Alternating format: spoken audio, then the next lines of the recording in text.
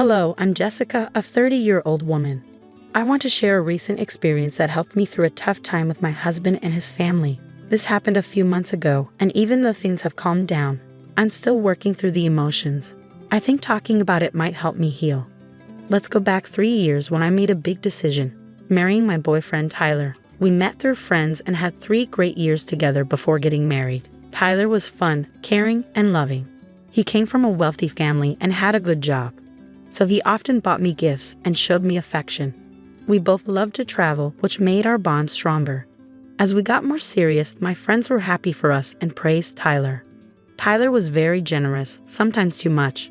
For example, he bought me a new laptop when I graduated college. I felt uneasy about not being able to spend as much as he did. I'd say, "Tyler, I'm just a college student. I can't match your spending. Let's try to split other costs at least." But Tyler would insist on treating me, saying his friends did the same for their partners. Over time, I got used to it but still tried to contribute as much as I could. After I got a good job, we started sharing expenses more equally and even talked about moving in together. One day, Tyler suggested, "You can move in with me. I inherited my house from my grandpa, so no worries about rent, but we should split other expenses to keep things fair." Even though I was unsure, he reassured me, and we began living together. We agreed to share the financial responsibilities fairly given our different incomes, and everything was going well until I met Tyler's family. They lived far away, and since Tyler was busy with work, I had to host his parents and sister alone. Tyler warned me they could be judgmental but didn't go into details. He suggested I ignore any hurtful comments. I tried to stay positive, but my optimism faded when they arrived. Instead of a warm welcome, Tyler's parents and sister seemed annoyed. This set a tense atmosphere. During our conversations, it was clear they didn't like me. "So you're the woman Tyler has been seeing," Tyler's mother, Martha, said disapprovingly. "I didn't expect to find you in this house. Do you even pay rent?" "No, Martha, I don't pay rent," I explained. Tyler said the house is paid for, but we split all other bills evenly. I hoped this would clear things up, but Martha dismissed it. "Just because the house is paid for doesn't mean you can mooch off him. This is his house, not yours. Remember that for the rest of your life." The conversation got more uncomfortable, especially with Tyler's sister, Teresa, who glared at me more than she talked. When I asked about her life, she mentioned being married to a wealthy billionaire and brushed me off. During their visit, Tyler didn't support me and seemed to side with his family. Gabrielle and Martha kept criticizing me, making the visit hard. They disapproved of my spending on makeup and skincare, saying it was wrong since they thought I didn't contribute enough financially. Tyler's comments didn't help. He'd say things like, "Jessica was a struggling student when we first met," implying I depended on him a lot, which wasn't entirely true. He'd mention how he paid for everything early on because my job didn't cover my taste for luxury. I was shocked and reminded him we now split our bills equally. I explained that I had always lived simply, both before and during our relationship. Any luxury items I had were gifts from Tyler, which I often told him not to buy because they were too extravagant. Tyler justified his spending by saying his social status required him to give fancy gifts, showing that his generosity was more about impressing his friends than caring for me. After his family left, I confronted Tyler about how they treated me.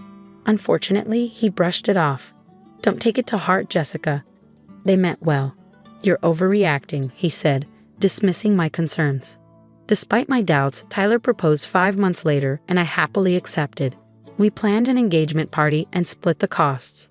I was running a small side business that Tyler knew about but never asked much about. For me, it was more of a fulfilling hobby than a big moneymaker. When it was time to organize our engagement party, I decided to treat myself a bit, and Tyler supported the idea. We shared the expenses, and I even covered plane tickets for my extended family. However, during the party, the criticisms resurfaced. "You shouldn't have spent so much on this party, Jessica," Martha said. "You're draining Tyler's account before you're even married. At this rate, you'll end up with a backyard wedding. I thought you were financially irresponsible, but it's worse than I thought." I stood my ground, saying, "The party was extravagant, but we both agreed to it. I paid my share, and it was actually Tyler's idea to include everyone. He insisted and didn't mind the expense." But the criticism continued. Martha accused me of manipulating Tyler into spending too much. Teresa chimed in. saying I should have been more considerate. Frustrated, I excused myself and went to the lawn to find some peace. There, I overheard Teresa and her husband Justin laughing at me. It felt like my engagement party was falling apart, and Tyler seemed unaware of his family's harsh judgments. Most of his extended family thought I was jobless and dependent on Tyler. My mom, noticing my distress, approached me and suggested I reconsider the engagement due to the ongoing mean comments from Tyler's family. After the party, I confronted Tyler about the situation.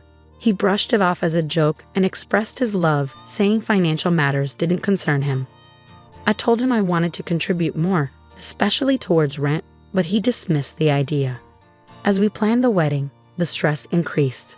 Tyler's parents continued to criticize me, accusing me of bankrupting their son. Their constant scrutiny made the engagement period very challenging.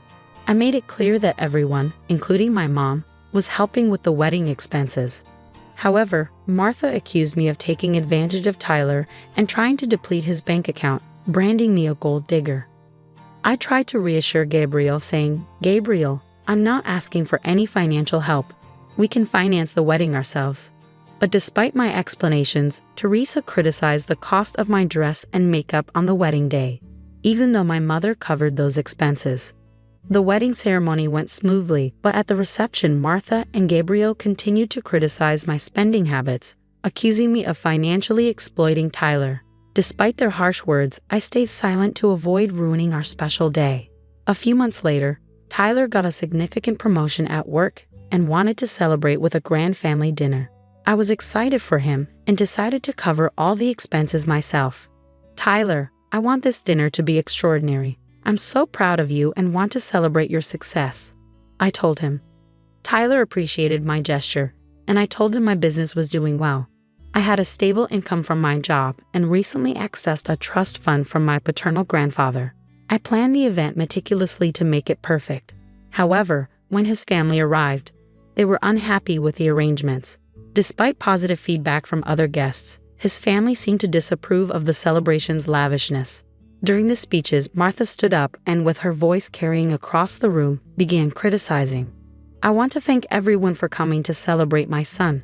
He's hardworking and generous, and he really deserves this promotion.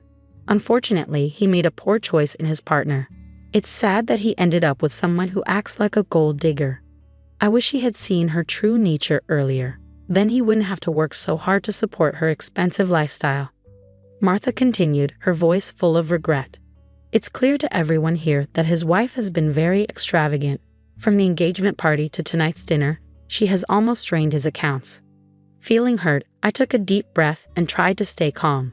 Martha added, "Thank goodness we had Jessica sign a prenuptial agreement before the wedding. At least some of his assets are protected." She seemed relieved, saying it was good her son married someone who could at least look like a trophy wife. Tyler agreed with his mother. "I can't even afford to spend money on myself anymore. There's nothing left," he said. He called marrying me a mistake and compared me unfavorably to others.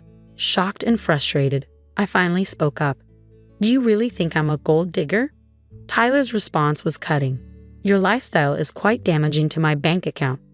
Determined to clear things up, I said, "Since you all think I'm a gold digger, let me show you my bank balance."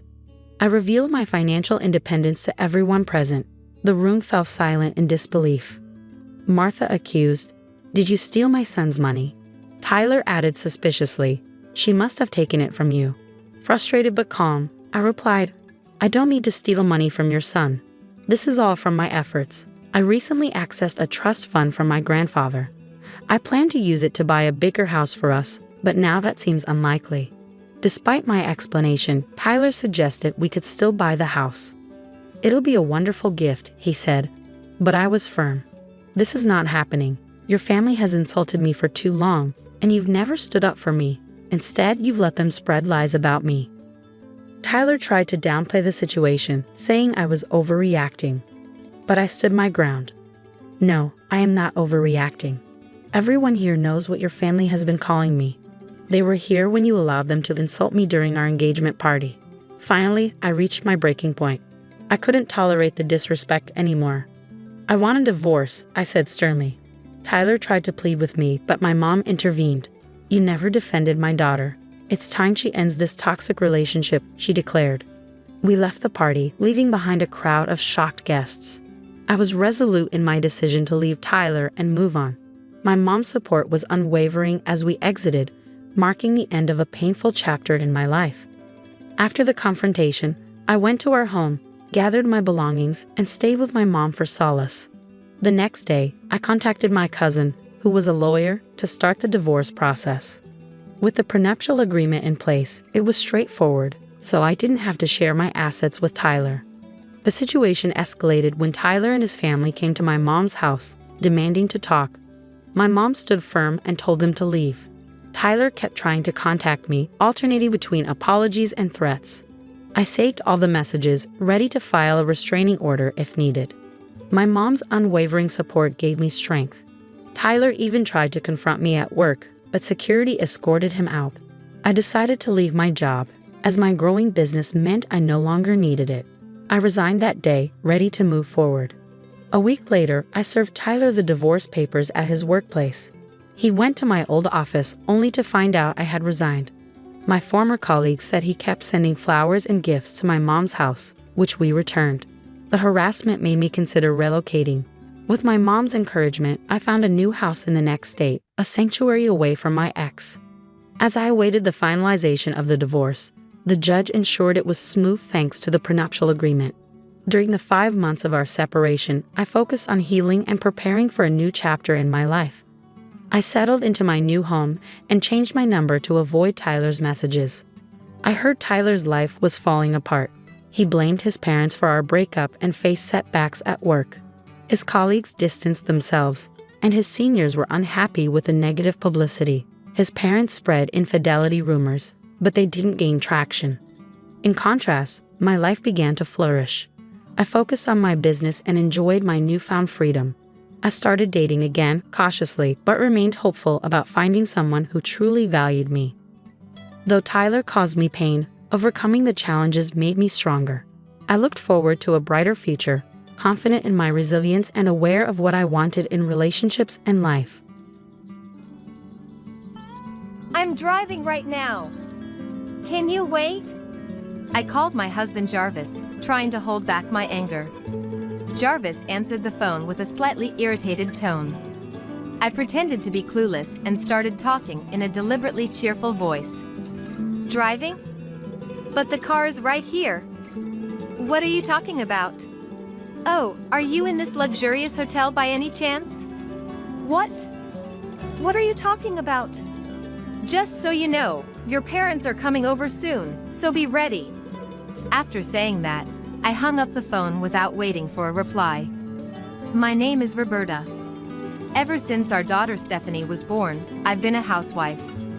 Jarvis and I, married for 10 years, never really fought and lived happily with our daughter. Jarvis is a salesman and often traveled out of state for work. But every time he went on a business trip, he always brought back souvenirs for us. I'm home, got some souvenirs. Welcome back. What's the treat today? Today, it's Stephanie's favorite pudding. Yay! Let's eat it right away. Life was enjoyable like this, and I often wished for these happy moments to continue. As Stephanie reached her upper elementary years, Jarvis's business trips became more frequent, shifting from once a month to almost every 10 days. Is it normal for business trips to be this frequent? I wondered, but thought. Sales position must be busy, and being busy is good. I didn't worry too much. Jarvis seemed to get busier with work, sometimes even working during his days off. Working on your day off? Yeah, I have to. Sorry. That must be hard. Stephanie will need more money as she grows, so I'm working while I can. Jarvis always seemed reliable, never showing fatigue despite the frequent business trips. I thought he was a great father. Even though I was concerned about his frequent business trips, I continued to see Jarvis off. I had no idea things would turn out like this. Well, I'm off. I'll probably be back tomorrow night. Take care, see you soon. Even though it was Saturday, Jarvis said he had a business trip and left for out of state. His trips were usually overnight and returned late. What should I make for dinner tonight? As I pondered and cleaned the room, I noticed a black file on the living room table. This file, usually used by Jarvis for work, contained documents for clients. Isn't this something he'd be in trouble if he forgot? I thought and immediately called Jarvis. But it seemed he didn't notice the call, and he didn't answer. I sent messages in a rush, but got no reply. If he doesn't have this for sales, won't that be a problem? I waited anxiously for Jarvis to get in touch, but it took him 5 hours to finally call back. Jarvis usually got pretty upset when he made a mistake, but he sounded oddly cheerful on the phone. Sorry, I was so busy with work I didn't notice. Were you okay without the file? Yeah, I managed. Luckily, the guy I was with had the documents. When Jarvis said this with a laugh, I felt a sense of discomfort. Huh? Weren't you supposed to go alone this time? Oh, suddenly, there was someone who came along. He's a newbie, so we decided to take him to introduce him to the client. You know, the boss sprung it on me out of the blue. It's a bit of a hassle. I see, that must have been tough. Good job. At this point, I felt something was off, but I didn't suspect Jarvis of anything shady. The next day, Jarvis returned home past 10 p.m. He usually came home after his business trips these days. I'm home, totally exhausted. Welcome back. You'll eat dinner, right? Oh, I already ate. I'm just gonna shower and go to bed. After handing me his laundry, Jarvis headed straight to the shower. While putting the clothes in the washing machine, I noticed a long, light-colored hair on Jarvis's shirt. It's longer than mine or Stephanie's. A woman's hair. My heart raced, facing something I'd never encountered before. A woman's hair is on a shirt he wore back from a business trip. In dramas or cartoons, such things often lead to the discovery of infidelity, but I thought that couldn't be the case. Jarvis had been on a business trip, and perhaps he was taken to a bar for business socializing. Being taken to a bar by clients is common. Though less frequent now, Jarvis used to often go out for drinks as part of his job in sales. It seemed that maintaining relationships is an important part of sales. And Jarvis, being so earnest, wouldn't cheat. I believed. Still feeling unsettled, I spoke to Jarvis while he was in the shower. There's a long hair on your shirt. Jarvis responded calmly. Probably from the hotel. It was a bit old and not well maintained. Maybe it's from a previous guest? Really? That dirty, huh? Jarvis's unflustered response reassured me. If he had something to hide, he would have been more panicked. Seeing Jarvis so normal, I thought he must be fine. Looking back, I regret not being more suspicious then. It could have prevented what happened later. After his shower, Jarvis went to the bedroom as usual, showing no signs of change. However, the next day, I discovered something unbelievable. As I was about to throw out the trash in the laundry room, I noticed something fall from the trash can. What's this? Picking it up, I realized it was a restaurant receipt. The unfamiliar restaurant name caught my eye, and I noticed the date was from 2 days ago. That is the date Jarvis was on a business trip, which made me feel strange. The receipt was for 2 people, which made it clear he went there with someone. A meal with a client, maybe.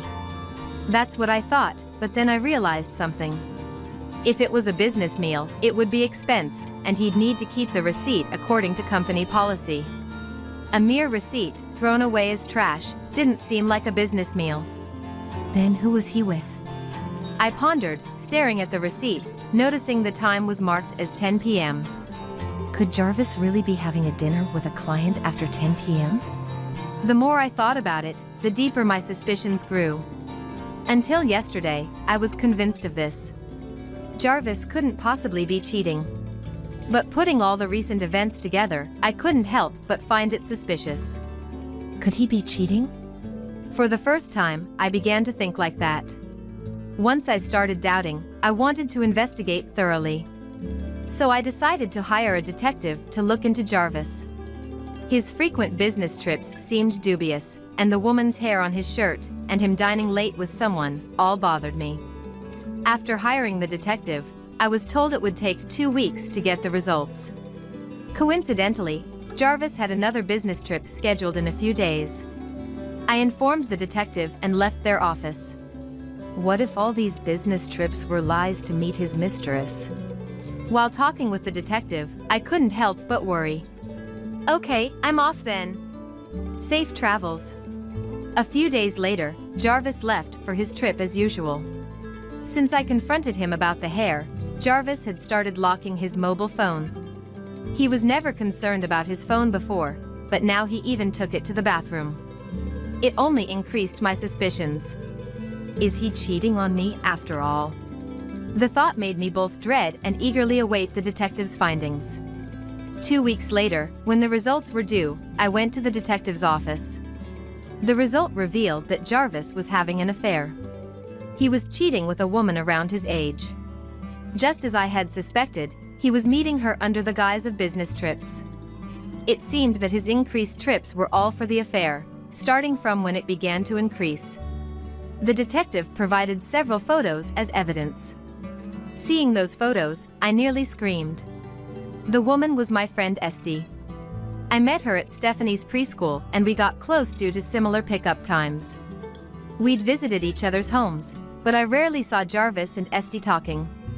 Esty moved out of the school district when her child started elementary school due to her husband's job.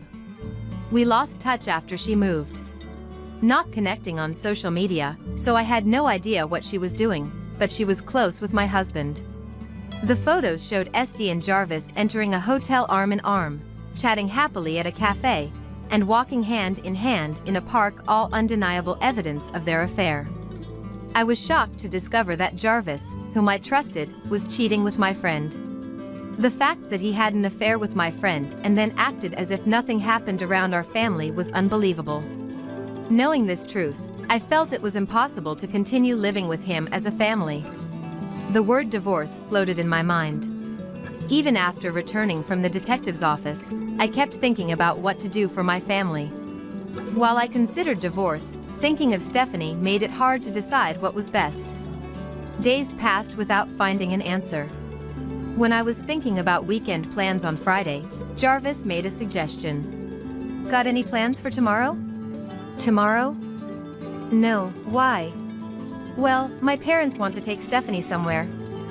Is it okay if she stays overnight? I'll take her, so you can relax, Roberta. Honestly, I appreciated the offer.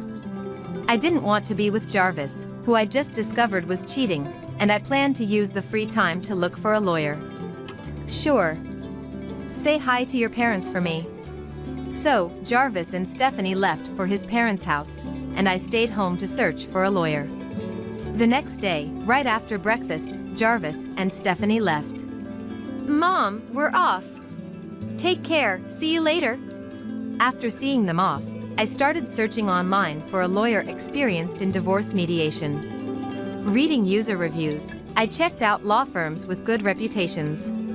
While researching, I was also messaging Stephanie. An hour had passed since they left. Have you arrived yet? Not yet. Waiting for Dad. Where did Dad go? Don't know. He told me to wait, so I'm reading a book. Finding it odd, I checked Stephanie's mobile phone GPS. Incredibly, it was pointing to a bustling downtown area, completely opposite from his parents' place. Further inspection showed the car parked at a luxury hotel. The GPS location remained static. Could he have left Stephanie in the car and gone into the hotel? I had a bad feeling and immediately called his parents. Hi. Hi, Sharon. It's Roberta. Are Jarvis and Stephanie there? No, they haven't come. We were out visiting graves today. Were they coming over? Ah, if they're not there, it's fine. I'll call back later. Shocked by the words of my mother-in-law Sharon, I managed to end the call. Then I called Stephanie, who sounded bored. Dad's not back yet, and I'm bored. Sorry, honey. Mom's coming to pick you up. Okay. What about Dad? I'll contact Dad too, don't worry. After assuring Stephanie, I called back his parents. This time my father-in-law Gabe answered. I quickly explained the situation. When I told them Jarvis was cheating and had left Stephanie in the car while at a hotel, they were furious.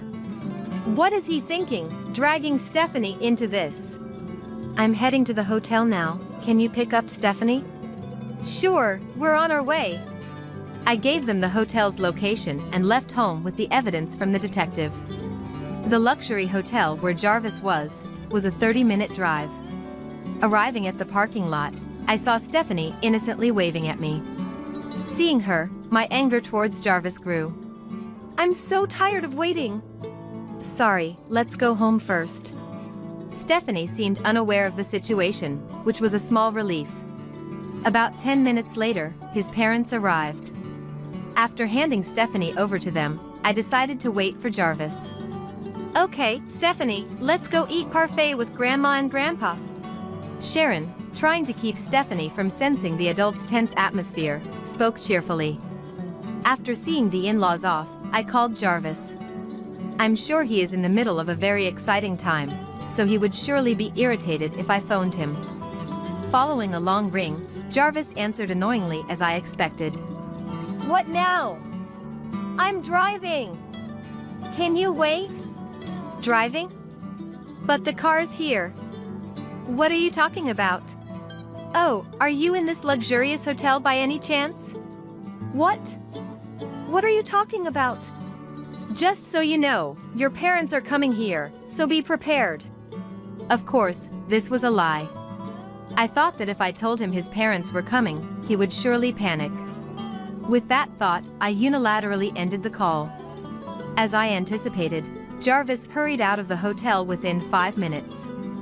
Obviously having dressed in haste, his shirt buttons were mismatched. Esty, who came out with him, sped off in her car upon seeing me. I had no intention of letting her get away easily. I had planned to give Esty a piece of my mind later on. Huh? Why are you here? Where's Stephanie? What are you doing, Jarvis? Leaving our daughter in the parking lot for an affair? Unbelievable! Jarvis, who rarely saw me angry, shrank back. But leaving our daughter alone in a car for an affair, that was unforgivable. I thought it was unbelievable to bring her to a hotel parking lot in the first place. It's not what you think. His feeble excuses only exasperated me more. What do you mean not what I think? Helping her with parenting. That's all. No affair, just talking in the lobby. As Jarvis stammered, I pulled out an envelope from my bag. No affair? Then what's this? I showed him the photos from the detective. Seeing them, Jarvis collapsed to his knees. He seemed to have given up making excuses. We're going to your parents' house to talk. I left the parking lot first. Arriving at the in-laws' house, Stephanie had already fallen asleep, maybe because she was tired. No wonder she waited in the car for so long. The sight of her only fueled my anger towards Jarvis. An hour after I arrived, Jarvis showed up. To be so late would indicate that he didn't want to come home. Gabe was waiting, arms crossed, at the entrance. Upon Jarvis's arrival, Gabe lashed out loudly. What have you done? Say something! Let's go inside, Sharon suggested, guiding us in. The atmosphere inside was so heavy. Gabe broke the silence. What were you doing at that hotel? I was having an affair. Who with? A mother of Stephanie's kindergarten friend. Gabe sighed heavily. Then he said quietly, You're no longer welcome in this house. Don't come back. What do you want to do, Roberta? Asked by Gabe, I voiced what I had been considering. I'm thinking of divorce. I won't even let Stephanie see him anymore. Until yesterday, I was uncertain about divorce, but today's events were decisive. I didn't need a husband who couldn't consider our daughter. That's what I decided. Divorce? No, not that. You have no right to say anything. Gabe shouted, silencing Jarvis again. My anger erupted too. Don't want a divorce?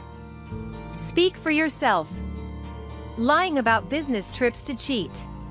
I always thought it was odd, going on trips every week. You were lying like that? Yes. I went to a detective agency, and they found this evidence. I showed the in-laws the photos the detective had given me. They sighed heavily, unable to say anything. Jarvis, cornered, started crying. His weeping infuriated me more, and I yelled, "Why are you crying? I'm the one who should be crying." Jarvis stayed silent, fighting back tears. I took out the divorce papers I had prepared and had him fill them out on the spot. We agreed on the terms for the divorce settlement. I'll file these tomorrow. Can you pack your things and leave? Understood. Jarvis left to collect his belongings.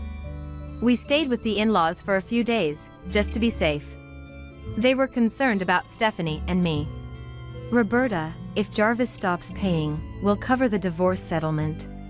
I can't accept that. It's fine. Jarvis has caused enough trouble. Will you accept it? Thank you. With the in-laws' help, we received the entire divorce settlement up front. It was a relief for me, transitioning to a single-parent household. Jarvis moved out, leaving Stephanie and me to our new life. We received a substantial divorce settlement from Jarvis and Esty, bringing a sense of closure. If anything happens, we can rely on my parents, and the in-laws are willing to help too. Although I no longer have a relationship with Jarvis, I still have a relationship with my in-laws and often visit them. Stephanie loves her grandparents and frequently wants to stay over. I found out later that Esty was infamous among friends for pursuing married men. She has had a number of troubles in the past. Because of my divorce settlement claim, her husband found out about her affair with Jarvis and they ended up divorcing too. Jarvis got involved with a bar staff and apparently is spending a lot of money there. Stephanie and I are enjoying our freedom, living happily as a duo. Are you sure it's okay to accept this? I asked the woman in front of me. She responded and nodded. With a charming smile, seemingly filled with happiness. That made sense. She had submitted a birth certificate. Although probably she had gone through a tough childbirth, this young woman seemed to savor the joy of a new family and resolve of motherhood in her heart. I accepted the birth certificate because I am a civil servant for working here. I carefully checked the document if there are any errors. I paid special attention to the father's section, but she didn't change her expression and waited patiently for my process. Occasionally, she talked to the man standing next to her about a gift. The man who was talked by the woman didn't even nod properly. Or perhaps he couldn't. He was pale, trembling, and avoiding my gaze as if trying to escape. I thought to myself, that makes sense too. Because this pathetic, trembling man is my husband. I am Sarah, a housewife who has been working in the health bureau for 10 years. I didn't have children, but I had a modest wedding with David, who works in a trading company, and thought we would continue to live peacefully, quietly together. That's what I believed. I started to sense something odd about my husband David after he passed his promotion exam. His success would lead to a significant career leap at a young age, so David had been studied hard at home, and I supported him tirelessly while working. My efforts paid off, and I was truly happy when the results came. He was seen as a promising person among his peers. He started going to high-end clubs almost every week. It was for introducing clients, as told by his boss. As David, it must have been the most attention-grabbing period of his life. Maybe he misunderstood something. When he returned from those glamorous and flashy places, the meals I cooked seemed too simple and poor to him, and he gradually started to look down on me. Cheap chicken again? My salary gonna be increased, so we could afford a bit more luxury.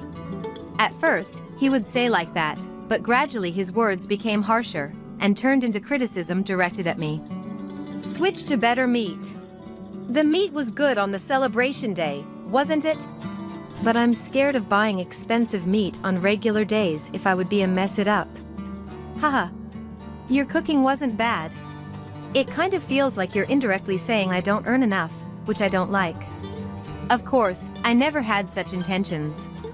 I was living a normal life, and thinking that we needed to tighten our budget, especially when the salary increased. One day, David finally said, "I can't even tell to the people what I'm eating like this." And he stopped eating my cooking. When he got promoted, he used to say, "It's thanks to you, Sarah. I'm lucky to have such a wonderful wife." But now he had changed so much. "Sarah, aren't you motivated for doing household chores?" "Huh? What do you mean?" "I'm doing everything normally. You haven't watered the plants outside. Weeds are growing, too. And I told you to wash the car, right? When are you planning to do it? You keep saying you're busy, but is your job at the health bureau demanding really? I always tried not to let dirty dishes or laundry pile up, but I just didn't have the time for the balcony plants. I couldn't get to weeding on weekdays, and washing the car took even more time. Plus, only David used the car, so it seemed unfair to leave it to me." David's one-sided and condescending remarks increased day by day. He forcefully linked the household chores to my job and even started to mock the fact that I worked at the health bureau. I remembered the days I desperately took the civil service exam and managed to suppress my frustration somehow. "If you're busy, I'll eat out for a while. You don't have to do the household chores. Next week is our wedding anniversary. Do you remember the restaurant you used to book every year?" I had marked it clearly on the calendar. This restaurant was popular, slightly expensive, reservation only, which we had been going to since before our marriage. The old David would have booked it 6 months in advance. Had that changed too? When I timidly asked, David suddenly brightened up. But the following words were shocking, so intense, I felt like my heart would shatter. "Ah, that place? Don't worry about it. I've reserved a seat. But on that day, I just can't adjust my schedule with a client. And they told me to set up a meeting, so I thought it was a good place to introduce them." "Introduce? What do you mean?" "I mean, I'm using the reservation for a business dinner. You get it, right? There's no point in forcibly celebrating on that day. It's my reservation, so it should be fine." David said it so casually. I was shocked but felt like I couldn't show my tears, so I just held them back. That's not what I wanted to ask. I was astounded by David's behavior. I didn't know how to put my feelings into words and faltered. He looked at me with annoyance. "If you focused on the housework instead of your job at the health bureau, I'd be more motivated to come home and work hard. But if you can't even manage that, what's the point of working? Why don't you just quit?"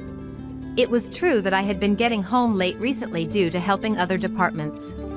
I had no idea if David really wanted me to quit because of my supposedly inadequate housework, but he seems to just wanted to assert dominance and lash out at me. Although my job was busy and the income was stable, it was important and I took pride in it. Despite David's harsh words, I had no intention of quitting. A few weeks later, I was working as usual. The health bureau's reception gets very crowded during campaigns and events. Although it wasn't my department, I helped out by speaking to visitors and conveying their concerns to the staff. Just then, a couple approached me, and the woman handed over a document cheerfully. "Hello, we've come to submit a birth notification for our child." It wasn't my department, so I couldn't accept it. I was about to tell the woman I'd check with the staff, then I saw the man next to her. And I was so shocked that I nearly lost my breath. It was David, my supposed husband. Our eyes met, and he looked just as surprised and then awkward. "Could you check if there's anything wrong with this form?" The woman, unaware of the situation, was holding out the form and waiting for me. David's name was written in the father's section of the birth notification. "Congratulations. I'll have a check with our staff, please wait a moment." I guided them calmly. I went back to check the counter and checked with the staff, but they were all busy. Additionally, they were so occupied, and asked me to check if the necessary fields were correctly filled, even though they couldn't process it. My mind was in turmoil. Should I have confronted David then and there? Did she know I was his wife when she approached me? I was just helping out with guidance today. It must have been a mere coincidence that I encountered them. Thank you for waiting. I'll check for any errors now. Yes, please. I returned to them, maintaining my composure and acting as just a staff member. I guided them to a seat to review their submission. I suddenly realized that the child's birth date was our wedding anniversary, and a pang of pain shot through my heart. I pressed my nails against my wrist under the counter to suppress my voice. The woman's name seemed Emma. She's 24, over 10 years younger than David. She appeared like a gentle lady, with a calm demeanor. She was lightly but neatly made up, not looking at all like someone who had just given birth. Nor did she seem like the type to brazenly have an affair with a married man and face his wife. Perhaps her lack of reaction was because she didn't know about me. It might take some time as we don't want any mistakes. That's fine. David took the day off, and my parents are looking after my baby in the car. She answered with a smile. She talked about how much she loved her child, and described how the baby was small and birthed healthy. Obviously, David, sitting next to her, couldn't say anything and avoided eye contact with an awkward expression. He must have found my composed demeanor puzzling. David had been staying away from home, and I had suspected he might have an affair. But I never imagined he had fathered a child, so I took a deep breath to hide my realization. If you'd like, please call your parents over. The baby would feel more secure with mom nearby. Thank you, I was feeling a bit anxious. I'll do that. Following my suggestion, she started using her mobile phone. David began to panic, but I pretended to check the form and stepped back to the counter. I prepared the necessary documents and returned with 2 papers. The couple looked in surprise. Especially Emma, who was visibly shocked. She stared at the unfolded paper, her face turning pale and starting to tremble. You haven't submitted a marriage registration, have you? We did submit a marriage registration. We are married. No, that's impossible. On top of the birth notification they had submitted, I placed an unfilled marriage certificate and a divorce form with my name already filled in. I pointed to the blank space for David's on the divorce form. Could you please fill this in, David? To start a new marital relationship, you first need to get divorced me, right? It seemed they finally understood. Emma glared at me and then turned a frightening face toward the man next to her. I also looked at David, who had turned pale. What kind of nerve do you have, submitting the birth notification of a child with your mistress at your wife's counter? Before David couldn't respond to my strong questioning, Emma stood up abruptly, knocking over her chair with a loud noise. She grabbed at David with a shrill voice. You deceived me? You said you were single, right? That we would marry because I was pregnant. David! Of course Emma had no idea he was already married. She had quickly seen through David's cheating personality, and decided to have a child to keep him tied down. Not knowing he was already married. David, recently promoted and busy, had told his colleagues. And he told his clients and colleagues that the fertility treatments had been undergoing. Despite he had no intention of divorcing me, it would ruin everything. So David had made up various excuses for not submitting the marriage certificate. I have work this weekend, let's skip it, or next time is Emma's dad's birthday, let's prioritize that. While he was making these excuses, Emma's morning sickness was worsened and leading to hospitalization. As she was in and out of the hospital, submitting the marriage certificate became the least of their worries. That's why Emma completely believed David's claim that he had already submitted the marriage certificate. There are many things to do after getting married. If one thinks about it calmly, like changing the name on your driver's license and bank accounts. But Emma, exhausted from her frequent illnesses and the major task of her first childbirth, hadn't considered these things. Her anger was exploded, and her face turning red with fury. Wait! What about the money I saved for the wedding? Did you spend it with this person? What? David, you borrowed money too? I was shocked by Emma's question and hurriedly looked at David. Don't stay silent, explain. We have a child, you know? You are always so talkative. What about the money? Are you in debt to her? What did you use it for? David remained silent, not uttering a single word. It appeared that Emma had lent him a significant amount of money. Of course, none of it had come into our household, and there was no sign that David had been living beyond his salary. Emma was ignoring the other staff trying to stop her, and shook David for demanding an explanation and repayment. I didn't intervene, because I was considering it was also my concern. My feelings for David had already detached completely. All right, I get it. You want a divorce, right? Then I'll do it right here, right now. I don't need you anyway. Are you satisfied now? David, finally enraged and turned his face to red, hastily began to fill out the divorce form. And Emma, you want your money back, right? You approached me when I started to succeed just because you're the daughter of an executive. His attack then turned towards Emma, who had been crying silently. How could he say such things to her, especially after she had borne his child? Just as I thought I should intervene. David caught his breath. And he was staring intently behind her. I turned to look and saw there, a middle-aged couple with grim expressions was standing at the entrance of the health bureau. The woman was holding a baby and not moving. While the man, who was wearing high-end clothes, approached us with long strides. He seemed to be Emma's father. Emma was crying and rushed to the man who had just arrived. Likely they are her parents whom I had earlier suggested she call.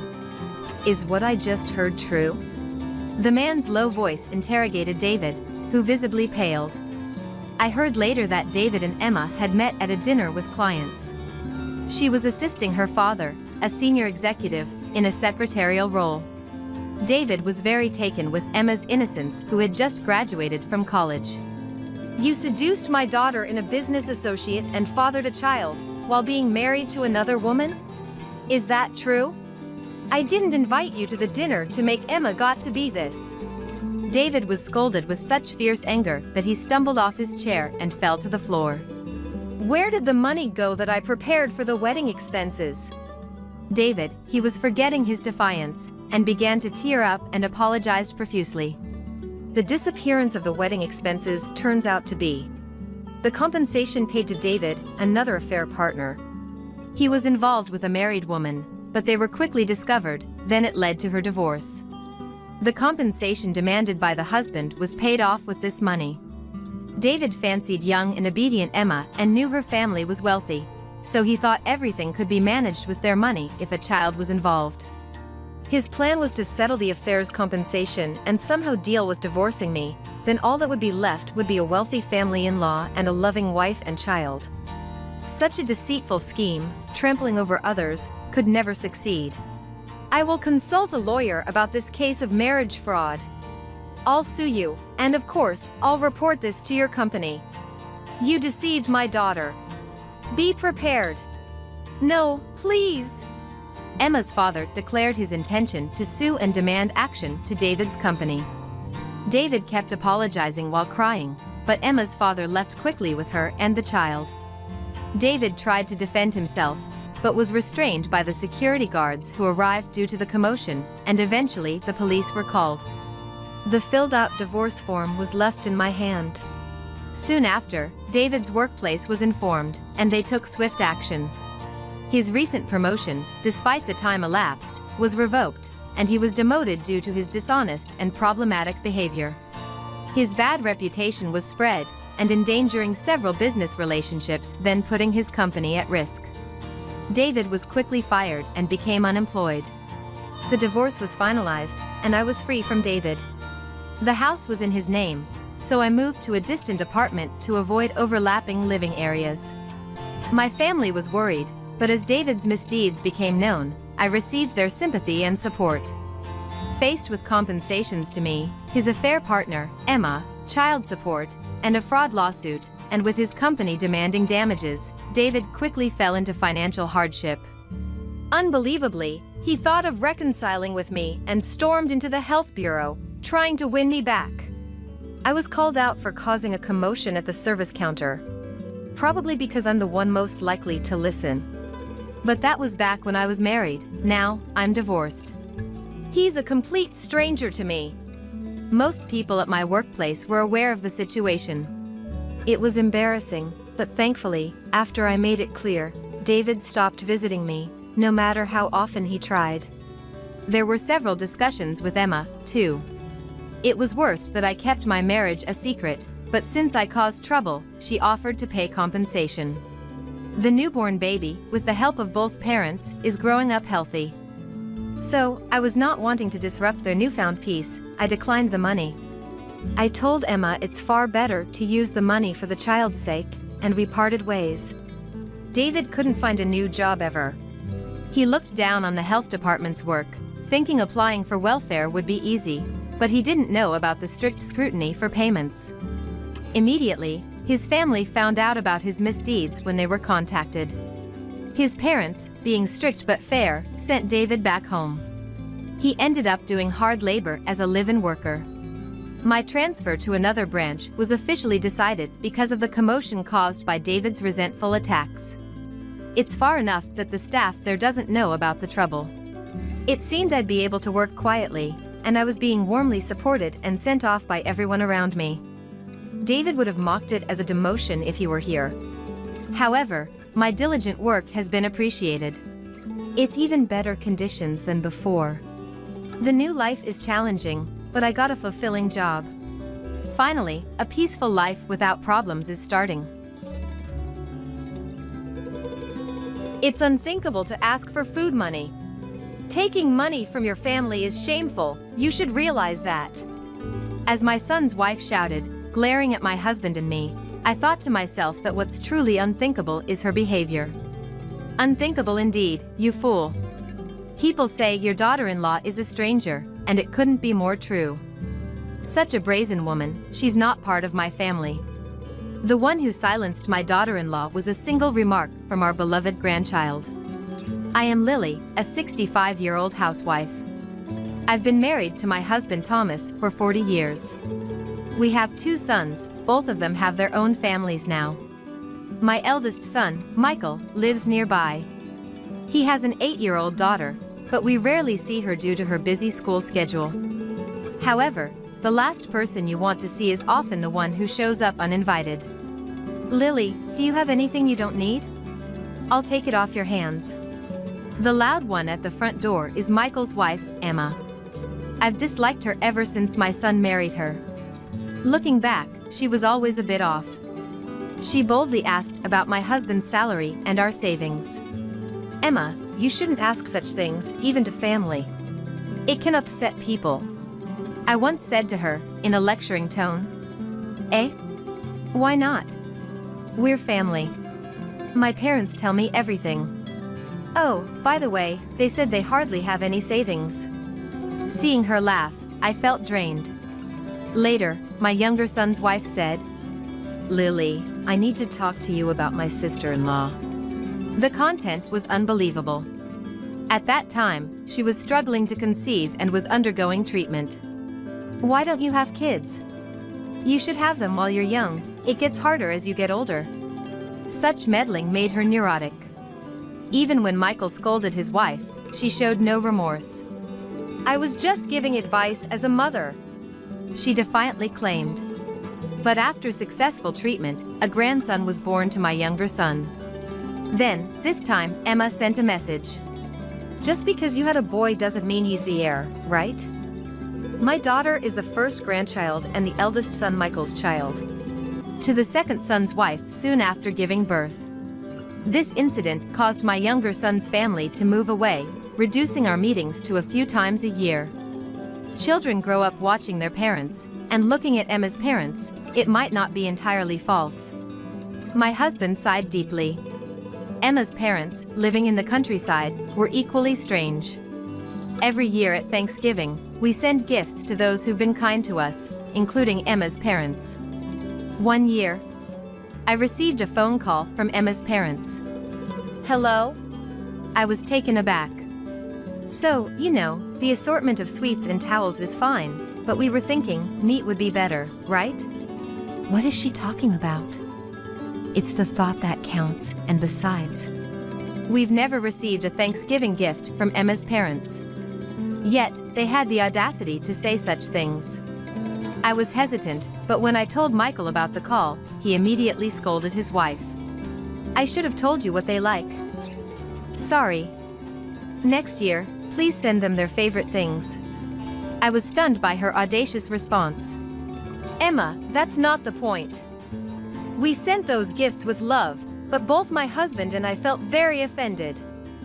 We never receive anything from your parents, so we'll refrain next year. We don't want to impose, I said and abruptly hung up the phone. Emma's causing friction in our family. She's odd, we should keep our distance.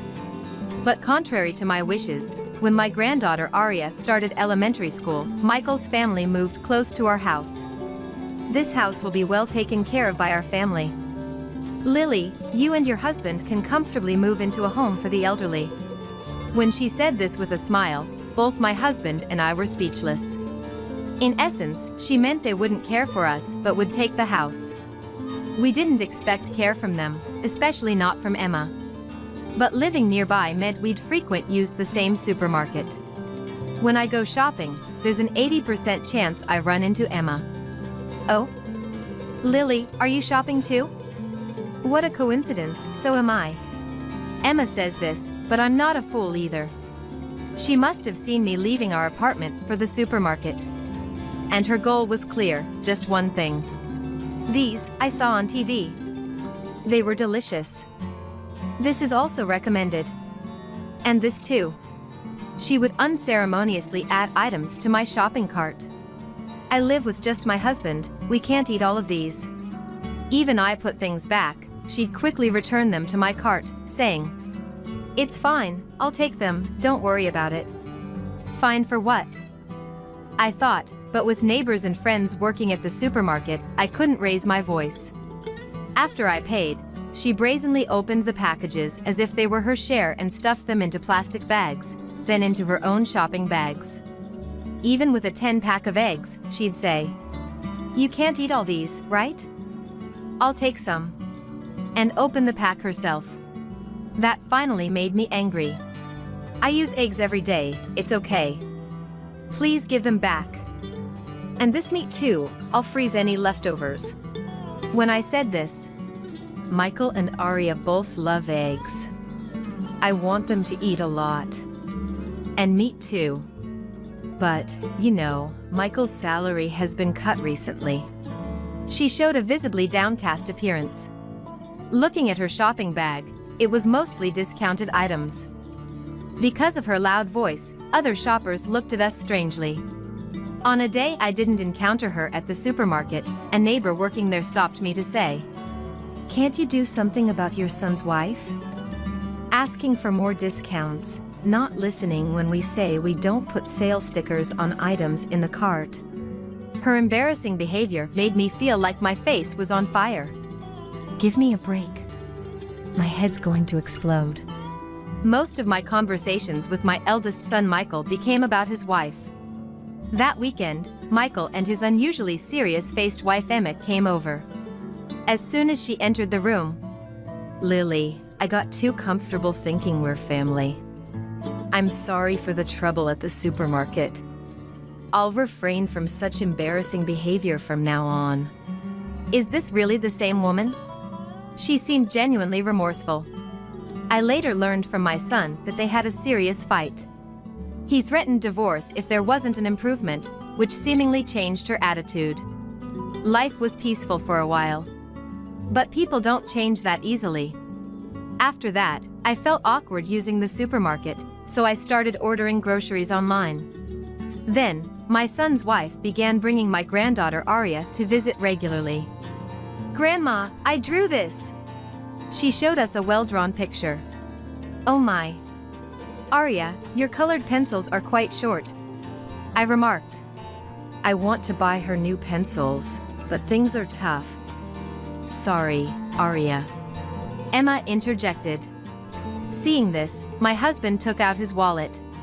"Here, buy Arya some new pencils with this," and gave her a small amount of money. She continued visiting, saying Arya's shoes were too small or she needed new clothes, always appealing to us. Sometimes she'd boldly enter our kitchen and ask, "Do you have anything you don't need? Hey, is Michael's company really struggling that much? And if life is so hard, why doesn't Emma work? She's been a housewife since marriage, at home during the day." My daughter-in-law, Emma, has been a housewife ever since she got married, and seemed to be at home during the day. If she could use that time for part-time, her life would be a little easier. My husband and I often discussed this. That's the point. Then, out of the blue, my eldest son's family came over. "We're thinking of moving in here." A completely unexpected proposition. My husband and I exchanged glances. "Sorry to spring this on you, Dad, Mom." Emma suddenly started insisting on living together. "See, you got your way. Let's go home." My son tried to take her home, but she stubbornly refused, and it was getting nowhere. My husband, having had enough, said, "If you're that insistent, we won't ask for rent. But you'll have to split the food costs with us. We're living on a pension, after all." Then, she stopped in her tracks. "It's unthinkable to ask for food money. Taking money from your family is shameful, you should realize that." She came back with an outrageous response. "Aren't you the one who should be embarrassed?" And then, "If that's how you feel, then we are done as of today. And of course, I'll never let you see Arya again." I watched her fury in silence. Thinking back, ever since she came into our lives, I've never had a day of peace. I've tolerated her because she's my eldest son's choice, but now I've reached my limit. I'll only cut ties with her alone and secretly ask Michael to let us meet our granddaughter. When I was thinking this, "Hey, what does disowning mean? Like, not seeing each other anymore? If that's the case, I want to disown Mom." Everyone was shocked by my granddaughter Arya's words. "Eh? Arya, what are you saying?" Especially Emma, who looked astonished. "Because, Mom, do you know what my friends call you? The beggar. Sometimes they laugh at me, and I don't want to go to school. The one who's embarrassing is you." Arya's face looked like she was about to cry. Apparently, Emma had been making begging attacks on the parents of Arya's friends too. "Besides, you buy things you like, but my clothes and shoes are old. You said you'd buy me new colored pencils, but you never do." Hearing this, I asked, "Eh? What do you mean? We gave you money to buy Arya colored pencils, didn't we? I can't believe it, but did you use it for yourself?" My eldest son's wife made an uncomfortable face and replied, "No. I used it for living expenses. It's hard to get by on just Michael's salary." My son immediately said, "What money? And you always say that, so I've been working hard. I've been promoted twice since we got married. How much do you need to be satisfied? Or is this about divorce? I told you, if you cause any more trouble for my family or others, there won't be a next time. Above all, you've hurt Arya. You're a failure as a mom." With his cold words, Emma's eyes filled with tears. "But I can't help it. We were poor growing up. I couldn't have what I wanted. Now I'm an adult. I want to eat and buy what I like. What's wrong with that?" To her crying hysterically, I said, "Don't be ridiculous. Making your child suffer while satisfying your own desires is just an excuse. I have no blood relation to you, and I would have welcomed a good daughter-in-law, but honestly, I only care about Michael and Arya. A foolish woman like you, I disown you." And with that, she was taken back home by Michael. She probably thought living in our house would save on living expenses. What a joke. We decided to take care of our granddaughter Arya for a while. Because Emma had said, "You're an ungrateful child for repaying kindness with ingratitude," to her daughter. Thinking she is doing her child a favor just shows she is finished as a mom. Emma insisted on not divorcing, but my son ignored her and forcibly sent her back to her parents' home. Of course, we got many calls from her ridiculous parents, but we ignored them all. The divorce wasn't easy and went to mediation. But thankfully, my son got custody. That's because her arguments were terrible, all about wanting to stay a housewife and not wanting to divorce, with no thought for Arya. Also, my son hadn't told us, but he had been living a repressed life, documented in his diaries. It was also discovered that Emma had been secretly saving a lot of money in her own bank account, which worked in my son's favor regarding the distribution of property. Honestly, I didn't want to give that woman a cent. My son Michael and granddaughter Arya moved out of their apartment to live with us. Arya, I'm so sorry for making you feel lonely with all my work. I'm really happy you want to live with me.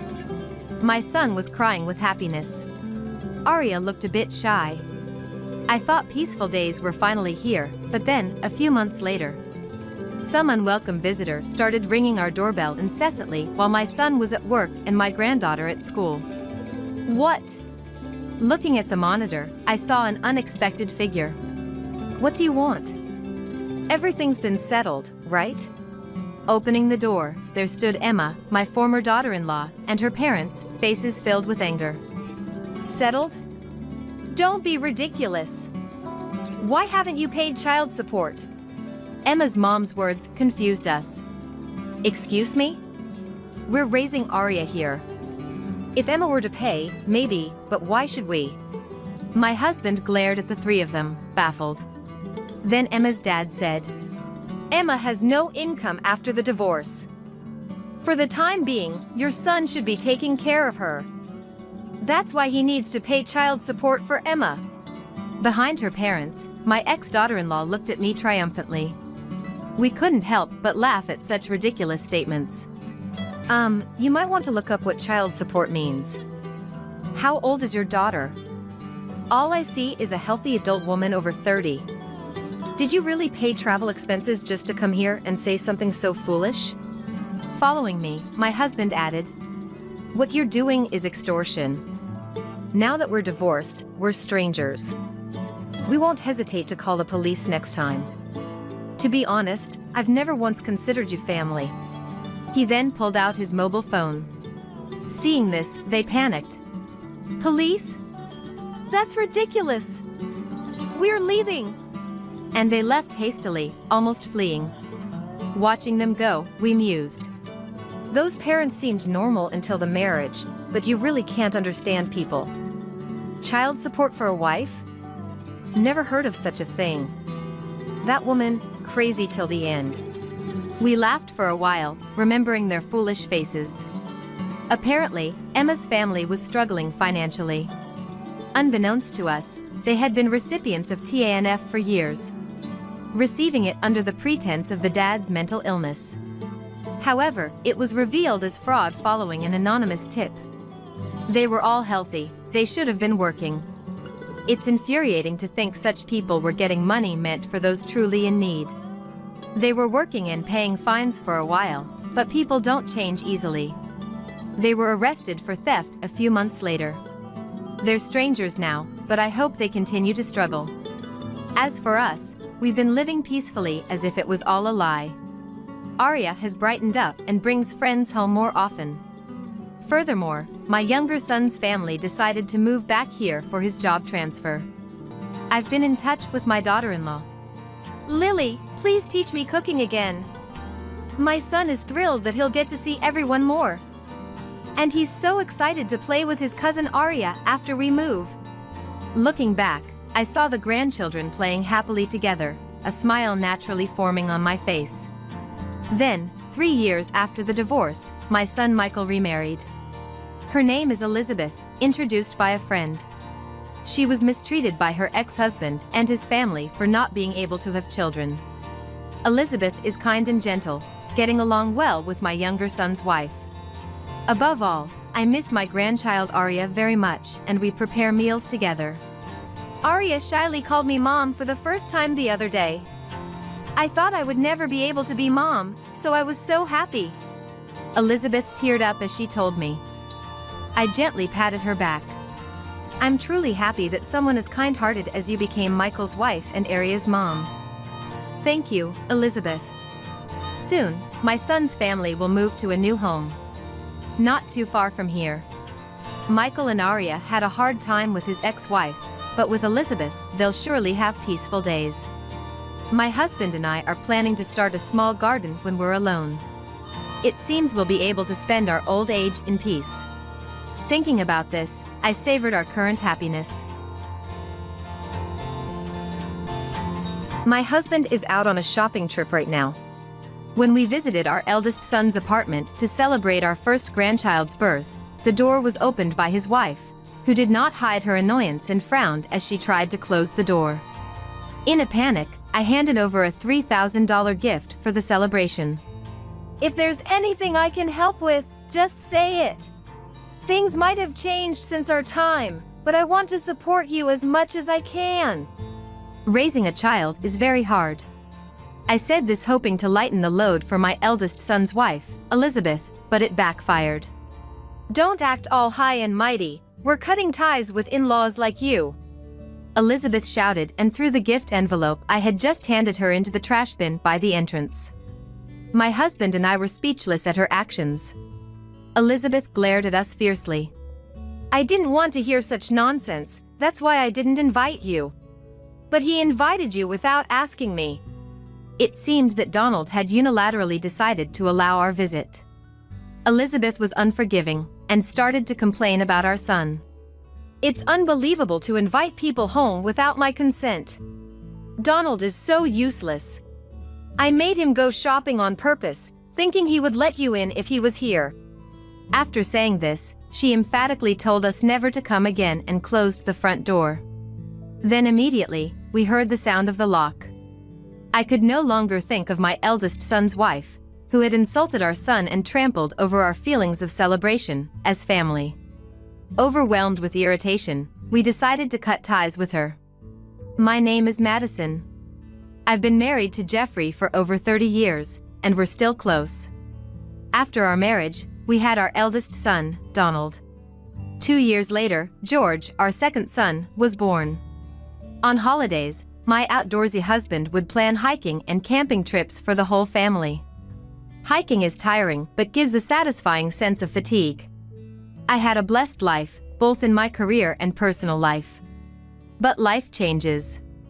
Once our sons started working, Donald and George moved out for solo living one after another. I felt indescribable loneliness as the frequency of direct or even written conversations with my sons, who I used to talk to every day, decreased. Perhaps thinking of me, or maybe feeling lonely himself, my husband invited me to hiking. We hadn't been to the mountains since our sons became university students, but after this event, we often went hiking together. After a few months, we began to settle into our new life. Our sons started contacting us more frequently, and about once every 2 months, they would come home. Though life had changed from when we lived with our sons, it felt right. The loneliness faded, and my husband and I started to enjoy our life as a couple. As our sons approached the age we were when we got married, Jeffrey and I reminisced about our past and discussed their futures. We only had boys, right? I always dreamed of getting along with our sons' wives like real daughters, going to cafes and shopping together. That would be nice. I want to take my grandkids to hiking. Gotta stay healthy and illness-free. We shared our dreams, eagerly awaiting good news from our sons. Then, about a year later, our eldest son, now in his 4th year working as a professional, informed us he got a girlfriend. That day, my husband and I celebrated with a drink, overjoyed by the news. But since then, Donald stopped coming home. Wanting to know who his partner was and longing to see our son happy. When will you come home next? I reached out several times asking. He would reply, maybe next holiday. But it never happened. On the day, a message would come. Sorry, can't make it. And both my husband and I were disappointed again and again. He must really enjoy being with her girlfriend. I remember when Jeffrey and I first dated, I couldn't get enough of being with him. I said this to myself, convincing myself to wish happiness for Donald and his partner, and began to look forward to building a mother-daughter-like relationship with my son's wife. Half a year later, Donald finally brought his girlfriend home. They were planning to get married and came to greet us. My husband and I tried to contain our excitement, eagerly awaiting the day. But when we met Elizabeth, Donald's girlfriend, there was an indescribable atmosphere. At first, I thought she was just nervous, but her words hinted at some hostility. "Elizabeth, please take good care of Donald. If you ever need anything, just let us know." Even though I said this with a smile, Elizabeth did not smile back. Instead, "We'll manage on our own," she coldly replied. The mood was far from cordial, and Donald sighed. Eventually, after about an hour, the two of them left. "They're just independent. That's a good thing," my husband said, trying to cheer me up. "They're not children anymore. Let's just watch over them." "Yes, you're right. They'll have to live their lives together, after all." Disappointed, I decided to step back and support them from afar. After discussing with my husband, we decided to give them $10,000 as a wedding gift. When we made the deposit, Donald called to thank us. "Thanks for the money. We'll use it for the wedding." "Is the wedding planning going smoothly? Elizabeth, would she like to wear my wedding dress?" I had bought a wedding dress for my own wedding. Though I'd hoped to pass it on to a daughter, I thought it would be nice if my son's wife could wear it. "I'll ask her. Send me a picture of the dress." So I took out the stored dress, took a photo, and sent it. But soon after, we received a refusal. "She's already chosen a dress she wants to wear." Of course, there are preferences in dress design and style.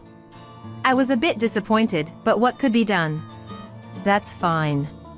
If there's anything else we can help with, just let us know," I replied. But again, a disheartening response came.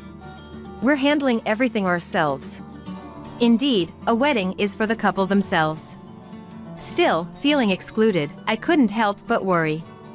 With a heavy heart, I attended my eldest son's wedding. The ceremony, enveloped in happiness, concluded smoothly.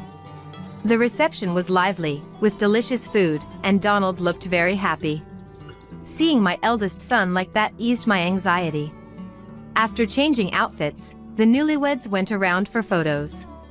Elizabeth, unlike when she first greeted us, was all smiles. At the bride's side, they posed for many photos, so I looked forward to our turn. But when Elizabeth reached us, "What's the next pose?" the photographer asked her. "We're moving to the next table," she replied. I was shocked. Seeing my reaction, Elizabeth gave me a cold look and said sharply, "The star of the wedding is me. I don't have time to fuss over the in-laws." And with that, she quickly moved on to the next table. As if I wasn't feeling low enough, another shock awaited me. Elizabeth was pregnant and would be having their first child in 6 months. It was certainly joyful news, but I learned of it through the words of the ceremony's MC. Looking around, it seemed Elizabeth's parents and relatives already knew. In contrast, we and the other relatives on the groom's side were visibly surprised. "Why didn't you tell us?" I couldn't contain my feelings and asked Donald, without any sign of regret. "Elizabeth didn't want to tell anyone outside of those she's close with," my eldest son said. That we, soon-to-be family, were not considered close was astonishing to me. I could barely stand. Pregnancy can upset hormonal balance, causing irritability. I read it in a comic. It must be why Elizabeth's been so harsh. George kindly tried to console me, seeing how upset I was since the photo session.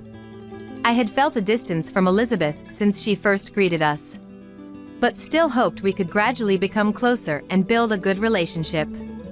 I didn't want to give up on our relationship with Elizabeth, but maybe it was impossible. My faint hope of getting along well with Elizabeth vanished entirely.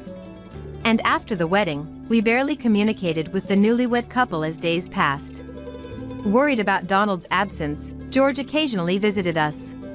6 months after the wedding, we got a message from our eldest son. The baby was born. The photo sent with the message showed a small baby wrapped in a blanket.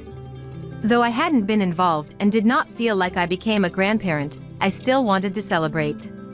When I expressed our desire to visit, Donald quickly invited us over, and my husband and I headed to their apartment the next holiday. But when we arrived at the appointed time, our son was out. Donald has gone shopping. Elizabeth, opening the door, didn't hide her annoyance and frowned as she tried to close the door. In a hurry, I handed her a $3,000 celebration gift. If there's anything we can help with, just say it. Things have changed since our time, but we want to offer whatever support we can. Child-rearing is very hard. I said this hoping to lessen Elizabeth's burden, but it backfired. Don't act all high and mighty. We're cutting ties with in-laws like you. Elizabeth yelled and threw the gift envelope I had just handed her into the trash bin by the entrance. My husband and I were speechless at her actions. Elizabeth glared at us. I didn't want to hear such nonsense, that's why I didn't invite you. But he invited you without asking me. It must have been Donald's decision to allow our visit. Elizabeth seemed unforgiving, starting to complain about our son. It's unbelievable to invite people home without my consent. He's so useless. I made him go shopping on purpose, thinking he would let you in if he was here. Hearing the true feelings of my son's wife, I was dumbfounded. Taking advantage of our silence, she continued.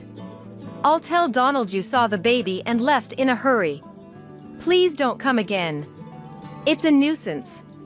As Elizabeth was saying this, wait! She ignored my voice and closed the front door. Then, I heard the sound of the lock being engaged. I realized I was clenching my fists tightly, shocked by what just happened in front of me. My husband didn't say anything, but it was clear he was angry. We could no longer think of Elizabeth, who had called our son useless and trampled on our feelings of celebration, as family. Frustrated, we decided to cut ties with her. After that, there was no contact from Donald for 6 months. Though we had cut ties with our eldest son, our younger son George introduced us to his girlfriend Stella, and they started visiting our home occasionally. Initially wary because of Elizabeth, I gradually warmed up to Stella, who always greeted me with a smile. Eventually, they got married. They even considered moving in with us, thinking about our future. My mom and grandmother were very close. I hope to have a similar relationship with Madison, Stella told me. I was so moved I almost cried. Seeing my reaction, my husband said, "We would love that." And so, we decided to live together with our son and his wife. At the wedding, Stella wore my wedding dress. Both she and her parents "Thank you for letting me wear such a beautiful dress," thanked me. While feeling happy, I couldn't help but be disappointed with my eldest son and his wife's behavior. Elizabeth seemed to be in a bad mood at the celebration and ignored us throughout. Donald didn't do anything about her behavior. I was only worried if our younger son and his wife were upset by their attitude. But, to our relief, they looked happy after the ceremony. "Thank you for yesterday. It was a wonderful memory," Stella said to me with a smile the next day. Later, Stella became pregnant, and I took over the household chores, thinking of her burden. But whenever I looked away, Stella would try to help. "Stella, please rest. I'll handle it." "Madison, you're too protective. I'm fine with doing this much." While having such exchanges, I felt happy living with my son, his wife, and my husband. That day, my husband and George went hiking together, and we were having a relaxed time. Then, the doorbell rang. When I opened the door, there stood Elizabeth and a young girl who had attended George's wedding. I hadn't been told anything at the wedding, but seeing the girl who resembled Donald, I was sure she was his child. The girl seemed not to recognize me and hid behind Elizabeth, looking scared. "It's been a while, Madison. Good to see you're well." Contrary to her past behavior, Elizabeth greeted me politely. Then she started. Well, she began to tell her story. Life has become tough recently, and I came to ask for support. Support? Yes. I quit my job because things weren't going well with my boss. But right after I resigned, Donald was fired. His salary was cut, and he was almost transferred to a subsidiary, so he quit too. Donald tried to find another job but hasn't secured a stable position yet, leaving them both essentially unemployed. Elizabeth had suggested to Donald to ask us for support, but our son apparently refused. After quitting her job without consulting and finding out Donald was fired, Elizabeth called him useless. Donald seemed to be quite angry with her for that. Since then, Donald, who had always followed Elizabeth's lead, started to defy her. "That's why I came here directly," she said with a troubled look. But all I wanted to say was, "So what?" From our conversation, it was clear that her attitude was the reason things didn't work out with her boss, and I could understand why our eldest son was angry with her. It was too convenient for her to seek help only when in trouble, especially after she caused us to sever ties. But she was desperate for my sympathy. "I even asked my parents, but they refused any financial help. You're the only ones I can turn to. We'll starve at this rate," Elizabeth pleaded with teary eyes. "Please help us." However, my heart remained unmoved. "I refuse." "Why?" "It's all because Donald quit his job. As parents, shouldn't you feel responsible and help?" "Responsible? You're adults, sort your own issues. You're the ones who cut ties, remember? We're saving money for Stella's pregnancy and our soon-to-be-born grandchild. We have no money to spare for you." "What? That's ridiculous." Her weak demeanor changed instantly. The moment I refused, Elizabeth raised her voice. "Why support your younger son's wife and not help us?" At this moment, I was approached from behind. "Madison, are you okay?" Worried that I hadn't returned, Stella had come to the entrance. Seeing Stella, Elizabeth's face turned red with anger. "You're living together, too. That's not fair. I'm the wife of the eldest son. It's wrong for the wife of the younger son to move in. Get out." Startled by the sudden shouting, Stella tensed up. "It's you who should leave this place." I immediately stepped forward to defend Stella. "Stella proposed living together, considering our future. Unlike you, who only think of yourself. What? Just because I treated you a bit harshly, you favor her? Fine, if you don't support us, you'll never see this child again." With those words, Elizabeth forcefully pushed a hidden girl to the front. Seeing the girl on the verge of tears, I felt something snap inside me. "You're really the worst kind of person." "Huh? Say whatever you want. I've always disliked your preachy attitude. If you care about the child, don't use her as a tool. If you don't change your ways, we'll cut ties with you. Don't ever come to our house again. Don't joke with me, you miser." Even after this, Elizabeth continued to fuss, using her daughter to sway us, but I never nodded in agreement.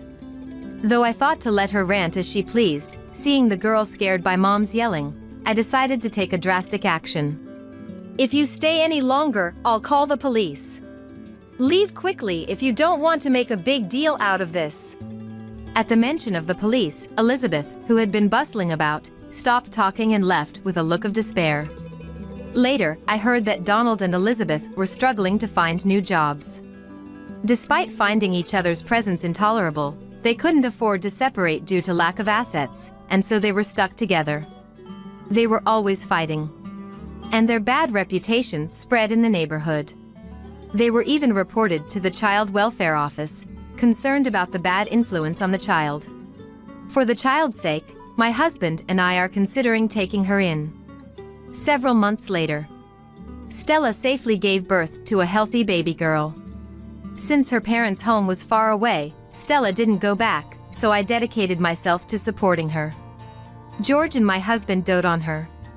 "When she grows up, the 5 of us will go hiking together." They are excited about it. I am committed to doing everything I can to ensure this happiness continues. The idea of caring for an old woman or dealing with high school kids, what a nuisance. There's no room for a baby here, right? You should leave. I was a teenager, jerked around by my selfish brother and his wife. But, in an unexpected turn, my life changed for the better. My name is Riley. Lately, at 40, it seems like gravity's winning the battle, my cheeks sagging into a slight bulldog look. Oh dear. Is it hard to be against aging?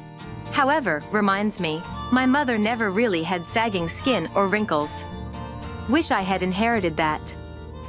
I think she was quite beautiful.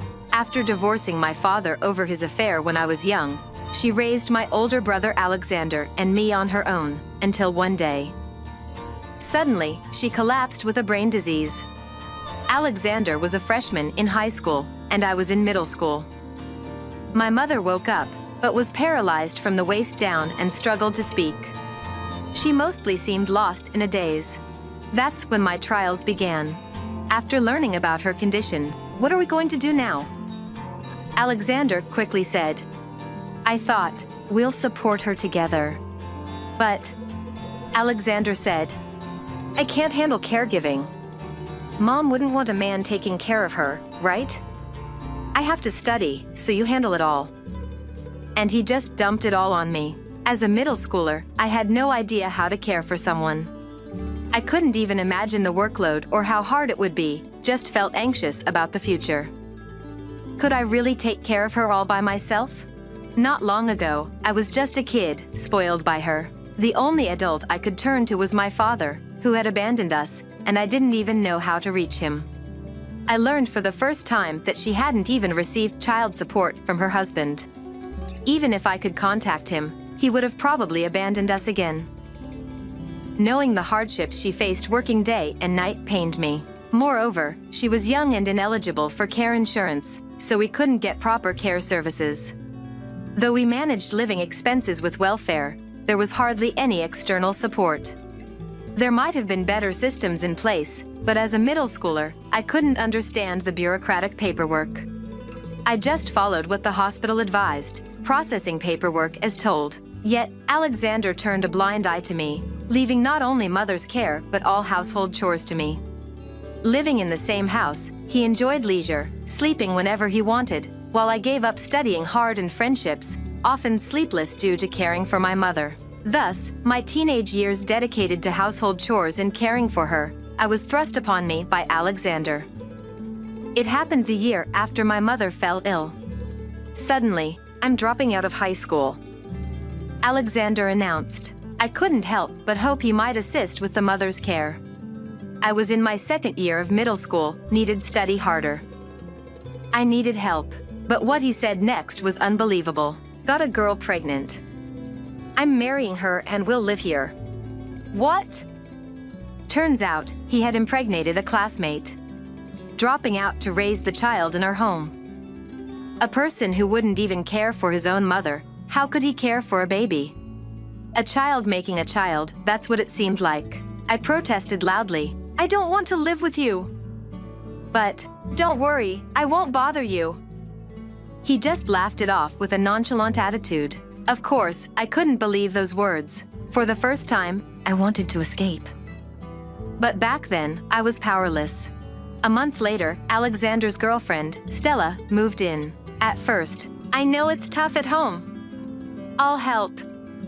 She was saying nice things to me, but as expected, within 3 days, I can't strain myself because of the baby. She had me fetching even a cup of coffee. It's no surprise, considering she chose to be Alexander's wife. The high school dropouts stayed home mostly, doing nothing for my mother. When I rushed home to care for her, "What's for dinner?" That's how they would ask me. Moreover, at night, they'd make noise, robbing me of my precious sleep. It's no wonder I lost 10 pounds after Stella arrived. Eventually, Alexander started working part-time at a grocery store, reducing their late-night disturbances, but then Stella's baby was born. Now, it was the baby's cries all night. Honestly, even being told she was my niece, I couldn't find her cute, given my feelings towards Alexander and Stella. I might sound cold, but back then, I was struggling with my studies, trying not to take out my frustration on my mother. I was still a child, with no capacity to adore Alexander's child. Despite being on the edge, I managed to get into high school, thanks to my teacher's extra help. Not the school I wanted, but the closest one with lower standards though. Not ideal, but better than not going at all. The money saved from Alexander dropping out of high school was used for my tuition. Maybe that's one thing to thank him for. I believed things would get easier once I started high school. That's what I hoped. Then, right before starting high school, one day, "Hey, Riley, how about this place?" "Huh?" Stella showed me a pamphlet for a condominium. I thought for a moment they were moving out now that they had a child. However, it was all for single living. "This one's close to a grocery store, good for a girl like you, near a busy street, safer." "Stella, I don't plan on moving." "Huh?" She asked back with a smile, but her eyes weren't laughing. I felt pressured, as if I had no choice. But, okay, I understand.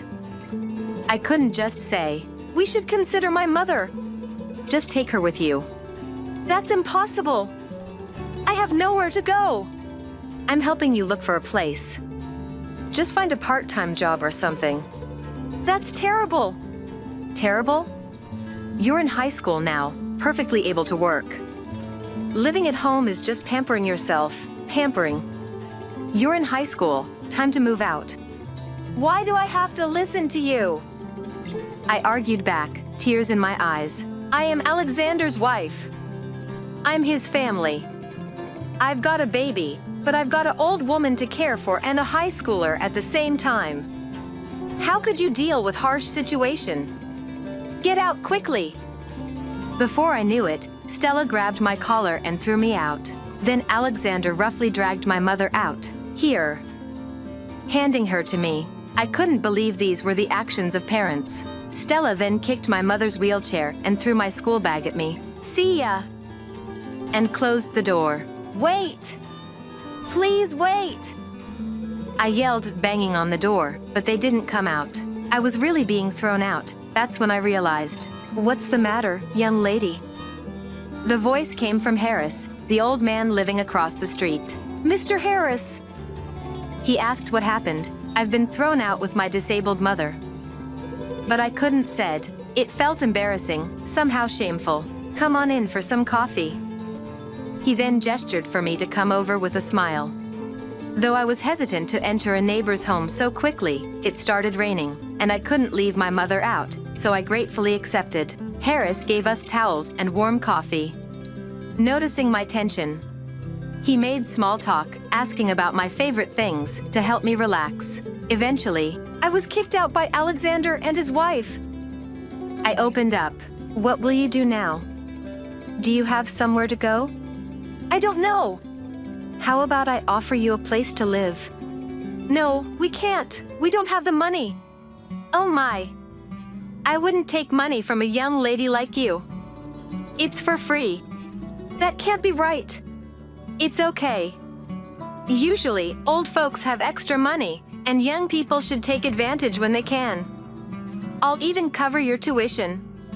We can hire someone to care for your mother." "Why would you do for us?" "Don't you remember?" "Remember what?" "I used to be the janitor at your elementary school." "I'm sorry, I don't remember." "No wonder. You were only in 2nd grade, and I didn't have gray hair then. You found me behind the school suffering from chest pain and called for help." Now that he mentioned it, I vaguely remembered. "After that, I quit and moved here, and realized you were my neighbor." "But, just for that, you can't possibly owe me this much." "No, you see, if you hadn't found me quickly, I could have ended up like your mother." "I'm really grateful." I couldn't believe it, but Mr. Harris's eyes weren't deceitful like Alexander's. He genuinely seemed to care about us. "You might be wary of a stranger offering you a home. So how about living with my granddaughter? She's in college and studying to be a caregiver. She could help." That sounded reassuring. I didn't want to live with anyone like Alexander again. It was a tough decision, but honestly, I had no other choice. I decided to trust Harris and accept his offer.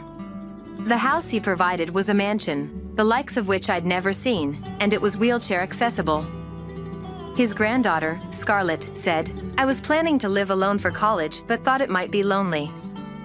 She happily agreed to live with us and even shared the caregiving and household chores. I couldn't help but think, have I come to heaven?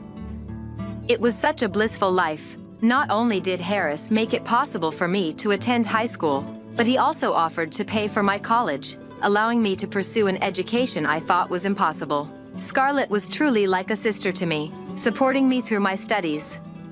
She helped me study for college because I hardly could have attended the high school class.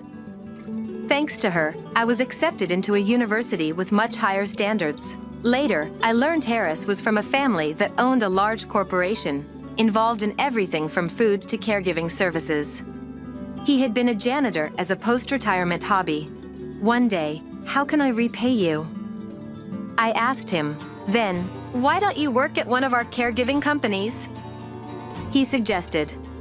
It didn't feel like repaying him, but he said, "Seeing you work hard would be the best repayment for me." So, I accepted the job at his company. Thanks to my job, I was able to earn enough to afford outside care for my mother and live in a wheelchair-friendly house. Furthermore, Harris said, "I want you to meet my grandson, Lucas." He introduced me to Lucas, who was set to eventually take over the caregiving business I worked at. Initially, I hadn't planned on it, but I was drawn to him, a year older than me, and his inclusive nature. We started dating and eventually married. Harris confessed, "I had planned for you two to get together from the start." He said that when we announced our marriage, "Now we're truly family." He said with a twinkle in his eye, though I was not fortunate with my real family, aside from my mother.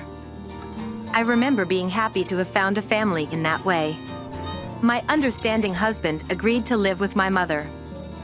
My in-laws were very kind, and we were blessed with 2 children, leading a peaceful life, until one day, "Riley, isn't this your brother?" "What?" Lucas handed me a resume, and there he was, aged but unmistakably Alexander. "It is Alexander.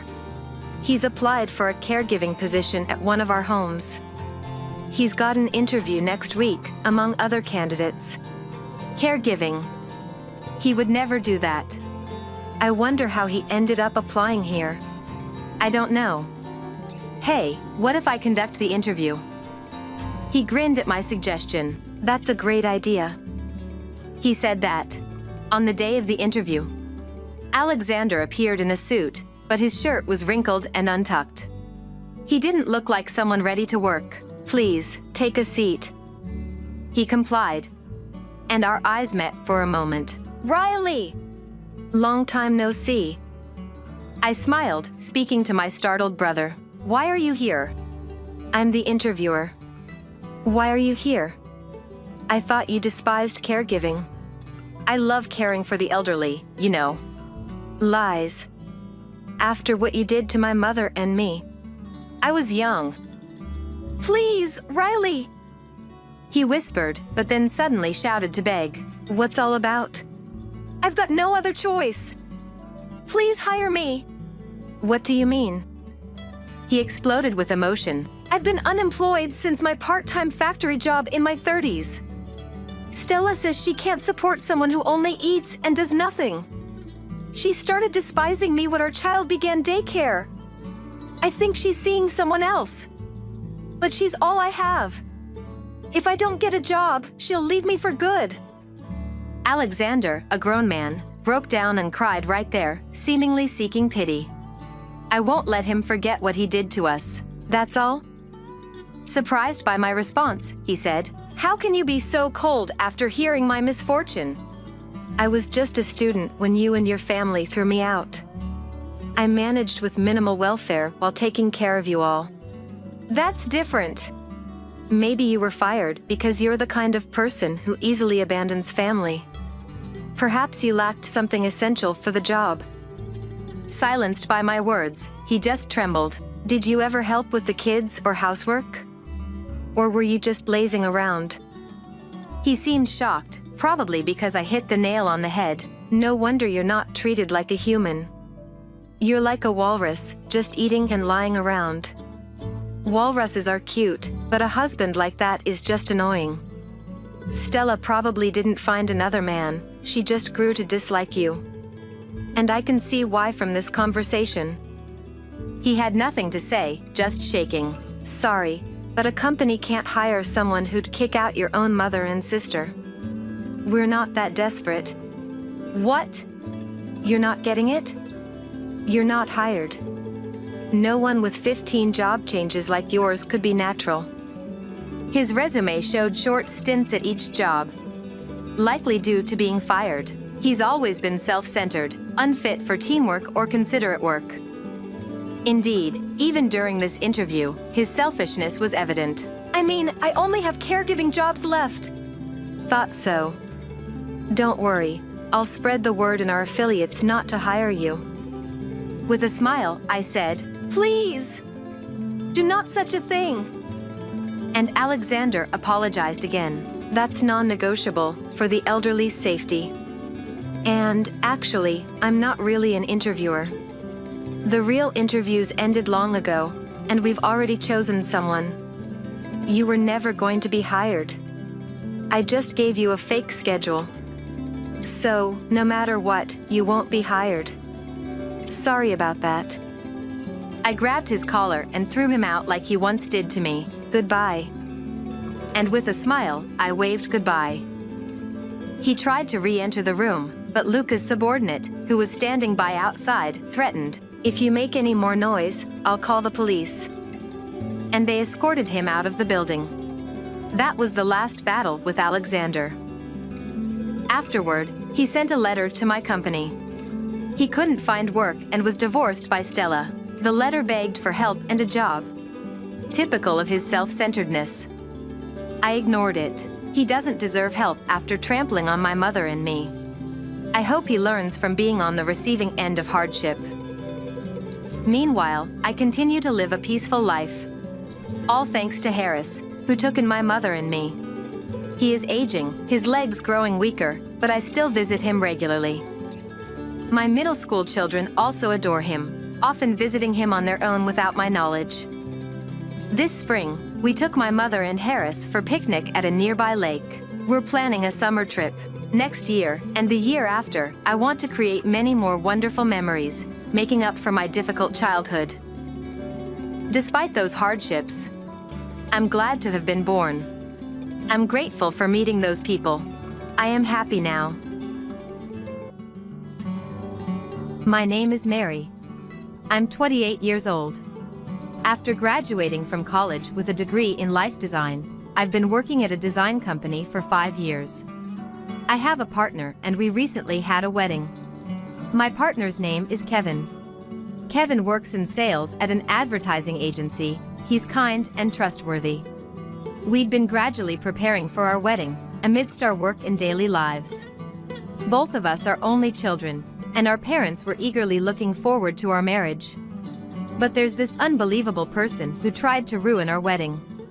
This time, I want to talk about that person, Rory, a colleague of Kevin's at work. It was a few months after Kevin and I got engaged and had sent out our wedding invitations. I was invited to a cafe by my college friend, Kate. It's been a while, Kate. What did you want to talk about? Mary, what should I do? My boyfriend, he broke off our engagement. Broke off the engagement? What do you mean? Asked by a coworker, Kate had reluctantly joined a party to make up numbers. Just put in an appearance for a minute, and you can leave early. She was told that.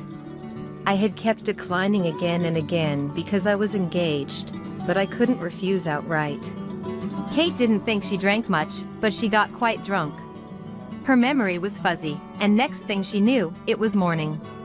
And then, I was apparently assaulted while I was drunk and asleep. No way! By one of the men at the party! Kate confided with tears streaming down her face. Then, she touched her belly. I was speechless. Kate had gotten pregnant that night at the party. She had maintained a chaste relationship with her fiancé. It definitely wasn't her fiancé's child. Kate couldn't keep it a secret and confessed everything honestly.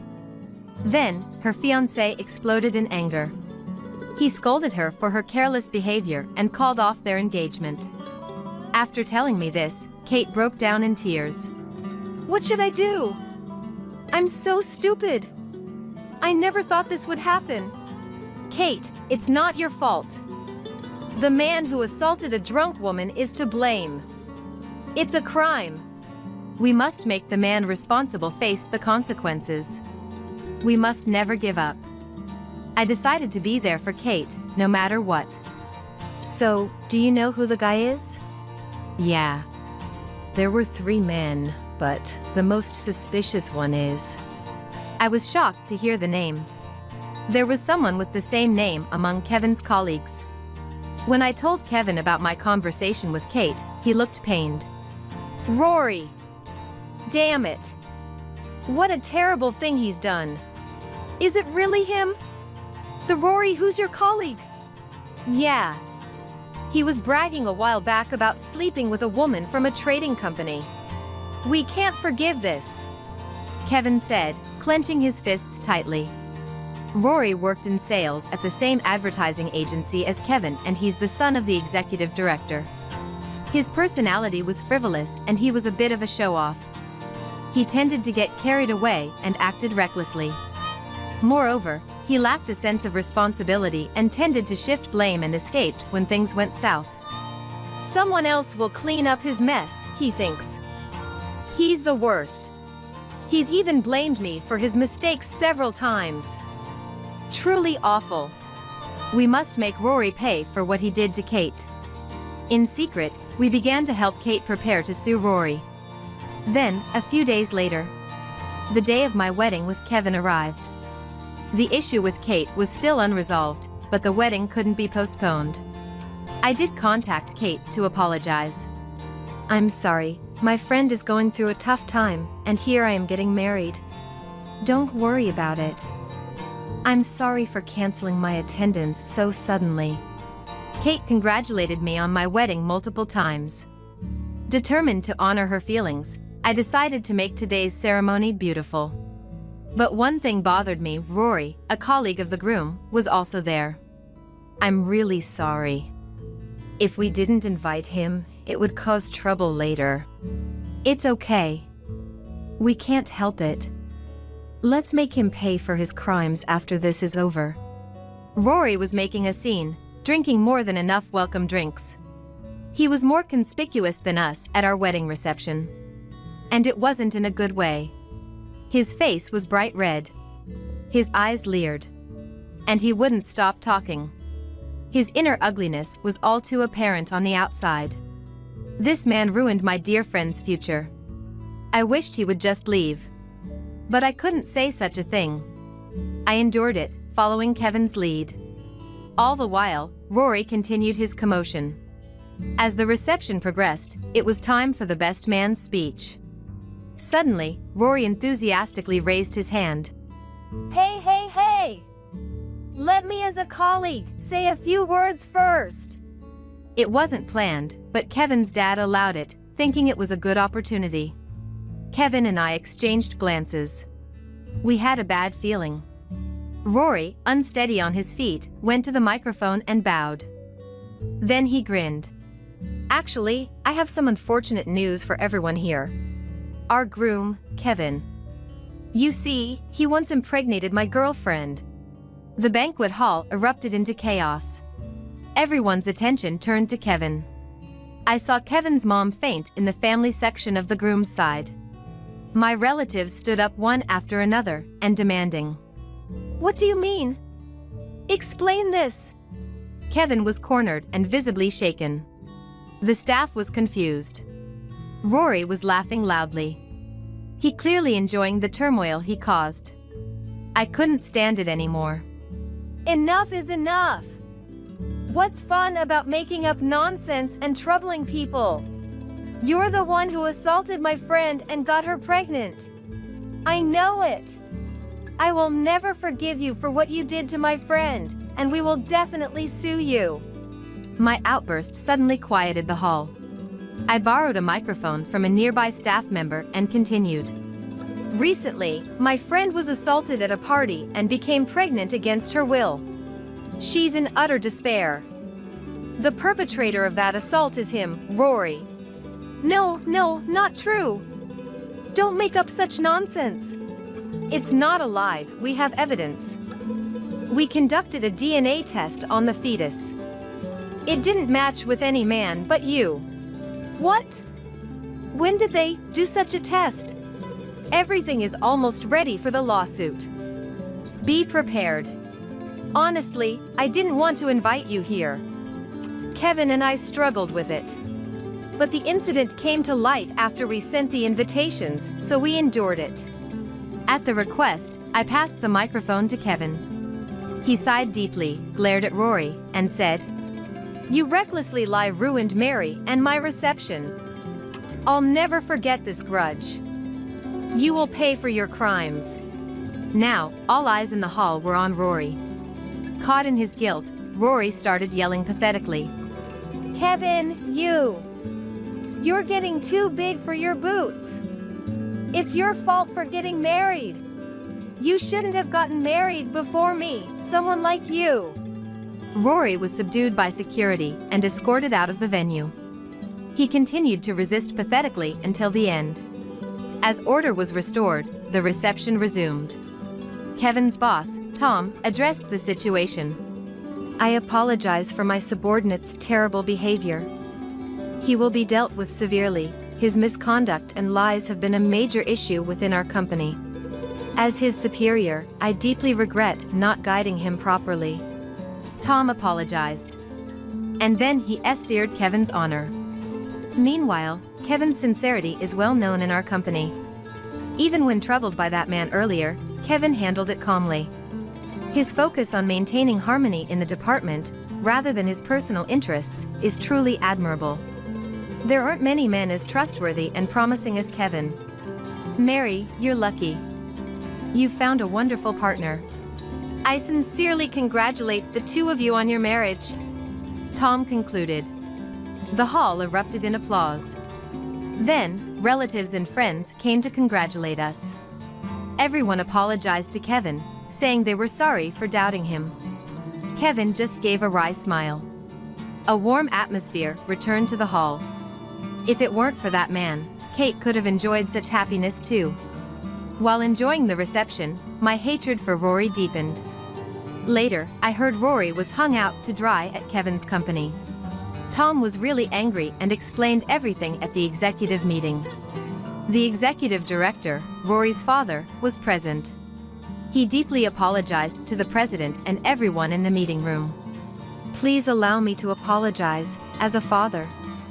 My son has caused you all great inconvenience.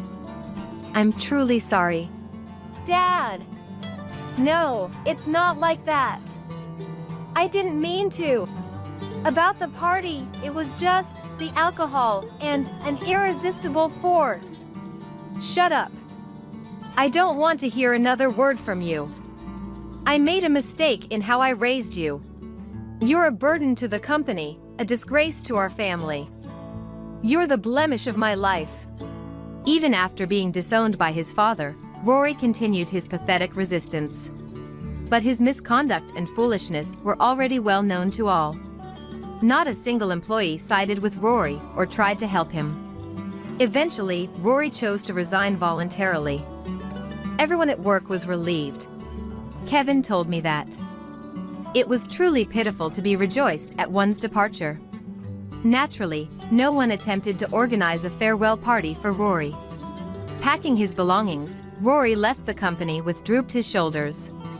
There were developments in the assault case too. Kate's former fiancé filed a claim for damages against Rory. The cost of the engagement ring, the money paid to the venue, cancellation fees, and more. He had covered most of it. The claim for damages is quite substantial. "Kate, what about you? The Rory's lawyer offered a settlement, right?" I absolutely refused to just take the money and end this. He must atone for his crime. Kate no longer had the baby in her womb. She had a miscarriage at 4 months. Likely it was due to the intense stress and sorrow she endured. The sad experience seemed to have made Kate stronger. The amount of damages demanded from Rory by Kate's ex-fiancé was around $30,000. Rory tried to borrow money from his parents, but they firmly refused. So, he had to cover it all with his savings and loans. Rory tried to find a new job but struggled to make it to the final interview. His frivolous appearance must be getting in the way, Kevin speculated. Recently, Rory has been working multiple part-time jobs just to earn his daily expenses. Most of the money he earns, however, goes towards paying off his debts. A few days later, I got a message from Kate saying she had filed a lawsuit against Rory. She was ready to fight, with her lawyer by her side. DNA tests and testimonies confirmed that Rory was undoubtedly the father of the child. Taking advantage of someone drunk and unconscious to commit a forceful act falls under the crime of sexual assault. The statutory penalty is a fixed-term imprisonment of at least 5 years. Unfortunately for Kate, Rory's lawyer was quite skilled. In the end, Rory was sentenced to 4 years in prison. As he was leaving the courtroom, he repeatedly apologized to Kate. "I was apologized to over and over, but I never thought of forgiving him." That's right. He should live the rest of his life atoning for his sins. Rory's actions, driven by his desires, disrupted Kate's life. The extinguishing of a small life was not unrelated to him. The crime committed by Rory was not only taking the precious life of a fetus, but also subjecting the mother to immense stress. Rory, who acted recklessly without thinking of the consequences, caused suffering to many. He should spend his entire life atoning for his sins. I strongly wished it. The 4 years without Rory seemed to bring calm to many. I heard Kate recently started a new relationship. I told him everything. About being a victim of sexual crime, about the miscarriage. It was hard. But he said it must have been tough. I'll take care of everything. It's wonderful. Really wonderful that you found such a great person. When I heard the story, I couldn't help but tear up myself. A person who knew about Kate's emotional scars and the details of the incident, yet still chooses to stay by her side. He seems to be a much more understanding and kinder man than her previous fiancé. In these past 4 years, Kevin and I also became parents. Our child is a boy, now a 1.5 years old. Kevin looks after him when I'm not around. Every day, we're fumbling through parenting, hustling, and bustling. How about you, Mary? How's married life? Is the baby cute? Thanks to you, all is well. We fight sometimes, but our child is unconditionally adorable. I'm envious. I want a child soon too. I still think about the one I lost. Kate. Don't blame yourself, okay? Yeah, I'm fine. I'm looking forward. Someday, I want to welcome a child with my current partner. And this time, I want to love them with all my heart. Kate's emotional wounds will probably never completely heal. But I'm sure the happy times ahead will heal her. Let's both keep pushing forward. That day, Kate and I waved goodbye to each other. One day, Kevin told me he had encountered Rory, who had been released from prison. When he was walking down the street during work, Rory approached him. His hairstyle and look were different, but his eyes and way of speaking were the same. Kevin said with a look of disgust. Apparently, Rory had asked him for money. He's been going around asking acquaintances for money, even just $1. When he asked me if he managed to borrow any, I just replied, "Don't ask." Of course. No one would want to deal with him. Everyone knows about his crimes. What happened next? He started saying, "Why me?" So I scolded him. It's your own fault your life is a mess. Reflect on it. Rejected by Kevin, Rory slumped his shoulders and disappeared into the crowd. Later, Kevin heard a disheartening story about Rory from the executive director. Rory had cunningly swindled money from a young relative who had just started working. That fool. He said he could multiply the money through investments. How awful. What happened to the money? We caught him and made him return it all. Then, we cut him off. I'm fed up. I'm really sorry for the trouble my son caused, especially at your wedding. If he troubles you again, please contact me right away. Thank you so much, sir. The executive director looked very tired, perhaps due to the stress. Having a child with such a character brought unimaginable hardships to parents. Kevin felt truly sorry for him. He strongly hoped his unfilial son, Rory, would receive the punishment he deserved. A few months later, on a holiday afternoon, Kevin and I went for a drive. The purpose was to get our child to nap. When we put him in the car, he fell asleep quickly. There was a large river running through the city, with vast riverbanks on both sides. When I was gazing out absent-mindedly, I let out an unintentional "Aw, what's wrong? Did you forget something?" "No, it's not that. I just saw someone down by the riverbank." "It was him." "Him? You mean Rory?" "Yes. He was dirty and disheveled, walking with others dressed similarly." Even from a distance, his walk and gestures made it clear. It was undoubtedly Rory.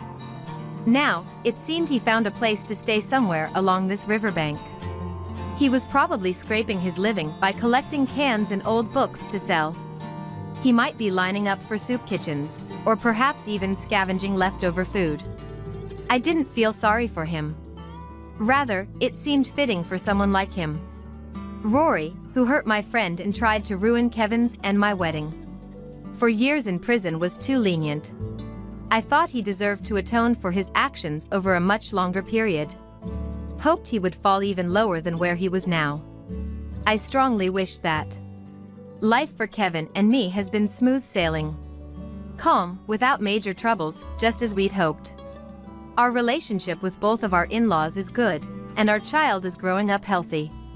Neither Kevin nor I have any intention of spoiling our child. We don't want to raise someone who finds joy in others' suffering. What's right and what's wrong. What it means to behave as a decent human being. I want to be a parent who can properly convey these values. Rory's crimes have led us to these convictions. In that sense, his existence may not be entirely useless. Children are a nuisance, so go to a facility. Who said I have a mom? My name is Madison. I'm in the 5th grade, living with my dad and mom. Dad is really kind, and he takes me out on his days off. Mom acts normal when Dad is around, but when he's not, she seems cold and distant, making it a bit hard to talk to her. See you. Dad, as usual, leaves for work early in the morning. As I eat breakfast. I'll see you later, I said.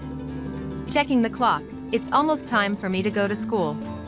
I need to hurry up and get dressed after eating quickly. Thanks for the meal. After finishing, I place my dishes in the sink and head to my room to change. Wait. Mom stops me, pointing to the sink. Who's going to wash these? Her eyes are cold, almost angry.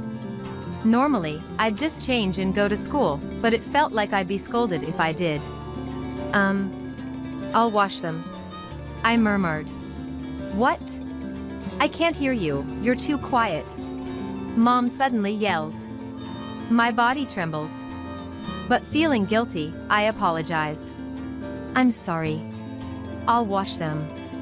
Of course. From now on, take care of your own things. Mom angrily tosses her apron on the sofa and goes to her room. Reflecting on her words, I wash the breakfast dishes and leave for school. At school, while talking with friends, the conversation turns to parents. Hearing their stories, everyone else's moms seem kind, and though they get scolded, they seem close. What's your mom like? Suddenly asked by a friend, I'm at a loss for words. But I think maybe it's my misunderstanding that mom is cold, and her bad mood is because I haven't been doing things for myself. She's very kind. I respond. Hearing this, my friend says, That's nice. But I feel conflicted inside. I'm home.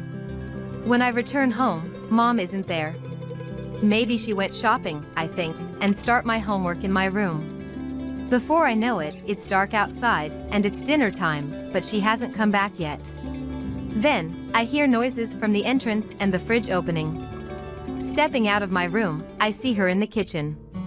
I am so hungry, so I go to the kitchen. "Welcome back," I said to her, and she responds, "I'm back." Her brief reply without looking back indicates she's still in a bad mood. "What's for dinner tonight?" I ask cheerfully. But maybe that was a mistake. When Mom turns around, her face looks scary. "Huh? I told you to do things for yourself, didn't I?" Dad will be back soon, and I'm busy cooking." Unable to say anything more to her, I start to make instant noodles when Dad comes home. "Hello." Hearing Dad's voice, Mom quickly takes the instant noodles from my hands. Confused about what to do, Dad enters the kitchen. "Oh, are we starting dinner now?" Seeing Dad's kind face, I almost cry. "Welcome back. Just got back from shopping. Dinner will be ready soon. Just wait a bit more." Mom's face softens. I can't tell if she's still angry, but the thought of eating Mom's cooking makes me happy. Later, we have dinner as a family, and I have a fun time playing games with Dad. Maybe Mom was just in a slightly bad mood. Thinking that there won't be any more scolding if I take care of myself properly, I fall asleep. From the next day, I try my best to do things by myself. I wash the breakfast dishes, fold the laundry, put it away, vacuum my room. And when Mom comes home late, I make instant noodles for myself. Thinking that this will surely make her happy, my face breaks into a smile. Mom hasn't praised me yet, but she's getting less angry. When Dad is around, the three of us have a good time together. I was happy about that. One time, I heard a groaning noise and woke up in the middle of the night. Thinking it might be a ghost, I dove under the covers. The groaning continued for a while, and as I trembled with fear, suddenly I heard an ambulance. It stopped nearby, and I realized it was right outside our house. Wondering who it was, I got out of bed and saw Dad being carried out. "Dad!" I shouted, rushing over. Dad looked pale and was sweating, obviously in a lot of pain. Tears came to my eyes, and clinging to the paramedic. "Please save Dad!" I begged. The paramedic put a hand on my head. "We're taking him to the hospital now," he said. Then Mom and I followed the ambulance to the hospital, where Dad was taken away. We could only wait in the designated area. I was filled with anxiety, wondering what would happen if we lost Dad. But Mom, next to me, was handling her phone, not seeming worried at all. I cried alone, waiting for someone to tell me it was going to be okay. After what felt like an eternity, a doctor came over to us. Mom and the doctor spoke about something complicated, and all I understood was that Dad was ill and needed to be hospitalized. I was shocked that Dad had to fight a disease, and he couldn't come home for a while. Mom and I went home for now. After preparing for Dad's hospital stay, Mom left for the hospital again. Left alone at home, I lay in bed unable to sleep, and soon it was bright outside since it was early morning. School. I had to go to school. But I didn't feel like it. I didn't feel like eating, and just stayed under the covers. "Aren't you going to school?" Mom noticed me at noon. She didn't scold me for missing school but seemed busy and left for the hospital right away. Having eaten nothing since morning, I went to the kitchen. I ate the leftovers from last night's dinner as my meal. In the evening, Mom came back. She brought sandwiches. "Eat this today. I also bought some instant noodles for you to eat from tomorrow." "Okay. Thank you." I decided to follow her instructions, not wanting to bother her as she was busy with Dad. The next day, after having instant noodles for breakfast, I went to school. My friends asked why I was absent yesterday, and I lied, saying I felt sick. The teacher, seeming to know the situation, spoke kindly to me. When I got home, Mom wasn't there, probably at the hospital with Dad. I wanted to see Dad too. I thought I'd ask Mom to take me on the next day off. While doing my homework, the phone rang. I was the only one home, so I answered. Hello? Oh, Madison? What are you doing? It was Dad on the phone, and hearing his voice made me cry. Dad! Are you okay now? I want to see you. Hearing me cry, he spoke gently. Sorry to worry you. I'm okay now. I want to see you too. I'd be happy if you could come with Mom. Yeah. I'll ask her. Okay. Oh, is she there? I wondered where she was. She wasn't at home. I thought she was at Dad's hospital. Mom isn't here. Isn't she at the hospital? Hearing this, Dad seemed to realize something and spoke evasively. Right. She just left a while ago. She'll be back soon. Madison, have you had something to eat? Yeah. Mom bought some instant noodles and stuff. After I said that, he was silent for a moment, then. Is that so? He said, before changing the subject. After talking with him for a while, I heard the front door open, so I told him she was back. Dad asked me to hand the phone to her. And when she, who had just returned, took over the phone, she looked a bit shaken as she talked to Dad. I went back to my room, noticing the smell of cigarettes on her and wondering where she had been. The next day, Mom asked if I wanted to go to the hospital with her. I said yes, even though she seemed a bit reluctant, but she took me. Seeing Dad after a long time. He was connected to Infor but smiled when he saw me. Madison! You came! I hugged him. Seeing him looking well made me want to cry again, but I was so happy to see him. After talking with him for a while, Mom said it was time to go, and we left the room reluctantly. As I looked back, he was waving at me with a smile. Come visit again, he said. But I never thought that would be our last conversation. His condition suddenly worsened, and he passed away in no time. I couldn't believe he was gone, as Mom instructed me to wear mourning attire and took me to the funeral home. Many people came to say goodbye to him. Seeing Mom's detached demeanor made me wonder if Dad was really gone. Standing at the edge of the room, someone approached me. Hey, aren't you Madison? I turned around to see a woman standing behind me.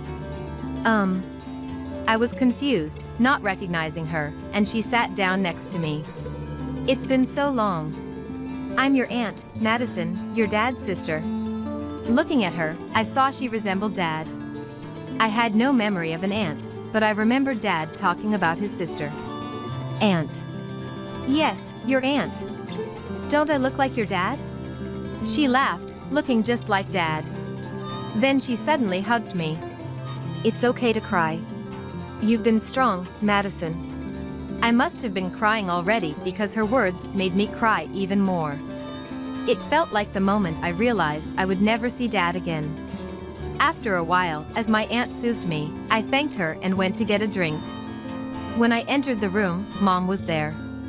Seeing my tear-streaked face, she said coldly, "What? You cried? What an embarrassing face." Her words hurt. Mom, aren't you sad? I couldn't help asking her, seeing she wasn't grieving. There's no point in being sad. He's gone. I trembled at Mom's cold words. I wondered if she hated Dad, despite all the happy times we had as a family. As I stood frozen, my aunt came over. Oh, long time no see, she said with a smile, and Mom's expression changed. Oh, it's been a while. Anything I can help with? No. There's nothing. Then, Madison, let's go over there. My aunt took my hand and led me out of the room. It was clear that Mom was uncomfortable around her. Afterward, I stayed with my aunt until Dad's funeral ended. Madison, it's time to go. A while after the funeral, Mom came to pick me up. My aunt had been holding my hand the whole time, but she let go to say goodbye. Her face looked a bit sad. Madison, see you again. Yeah, see you. Reluctantly leaving with Mom, an unfamiliar car pulled up. "Sorry to keep you waiting." A man, apparently Mom's acquaintance, was driving, and she opened the car door. I instinctively resisted getting into the car with a stranger. "Stop dawdling and get in." Mom's tone was unlike anything I'd heard from her before, and I reluctantly got in the car. The car drove in the opposite direction from our home, and I just watched the passing scenery outside. Feeling a bit scared in a car, not knowing where we were heading. "We're here. Get out now." As I was told to get off, there was a large building and I had no idea where I was. "Mom, where are we?" I asked, and Mom, lighting a cigarette, replied, "Kids are a nuisance, so off to the facility you go." "What?" Not understanding what I was told, a strange man and Mom drove away. I tried to chase the car for a while, but obviously couldn't catch up and gave up when I tripped. Lost and not knowing where to go, I was heading back to where I was left. Then, a car stopped beside me. The window rolled down and it was my aunt in the driver's seat. Never thought it'd come to this. "Madison, get in." Relieved to see my aunt, I quickly got into the car. She stroked my head and I cried quietly as my tension melted away. "How many times are you going to cry today, poor thing?" Riding in my aunt's car, we arrived at a house. It seemed to be her home. As I was told to come in. "Welcome home." A man's voice greeted us. I instinctively hid behind my aunt. "It's okay." Who laughed and said. I nervously looked at the man, a young guy standing and smiling at me. "Sorry, got you scared, huh? I'm this lady's husband. I guess I'm your uncle, in a way." He extended his hand for a handshake. Comforted by his kind face, I shook his hand, and he smiled again. "You must be hungry, right? We've got dinner ready, you need to eat a lot to grow." Annoying, just like Mom. Hearing their cheerful conversation, I couldn't help but smile too. Then my stomach growled, making me feel embarrassed, and they both burst into laughter. And so, I had a fun dinner time for the first time in a while. After dinner, they let me take a bath and even prepared pajamas for me. Then, "Come here." As I was invited to the living room, they had prepared hot milk for me. "Hot milk? Aren't you too old for that, Madison?" "Hey! Don't kids love hot milk? No?" In such a cozy atmosphere, I found myself laughing along. And they laughed with me. Then, "Sit down, we have something to talk about." As I sat down in front of the hot milk, they began to speak. "Hey Madison, how about becoming our child?"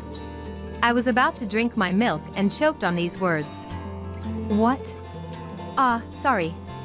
It was abrupt, wasn't it?" My uncle patted my back. My aunt laughed. "Become our kid? You don't want to go back to that kind of mom, do you?" I was deep in thought. I didn't hate Mom. But thinking about what happened at home, Dad, and being abandoned, I was honestly scared to go back to her. "Actually, we've been in touch with your dad." "What?" I was surprised to hear Dad's name. My aunt explained in detail. The person with Mom was her affair partner, and Dad had realized Mom was cheating. He was very worried about me. Dad's illness had gotten serious, and he might not have long left.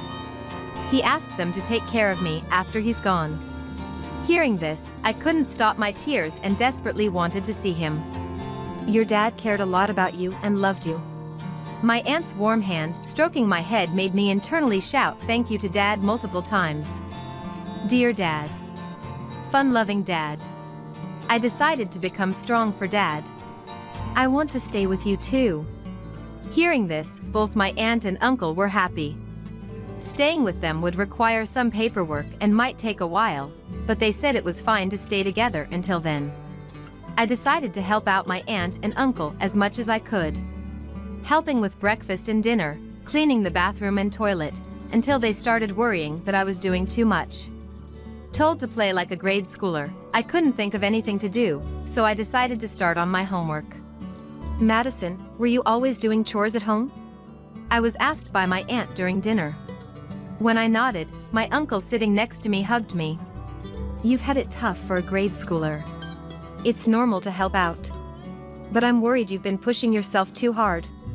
Indeed, maybe I was trying too hard to get praise from Mom. Realizing something I hadn't been aware of before, I fell silent.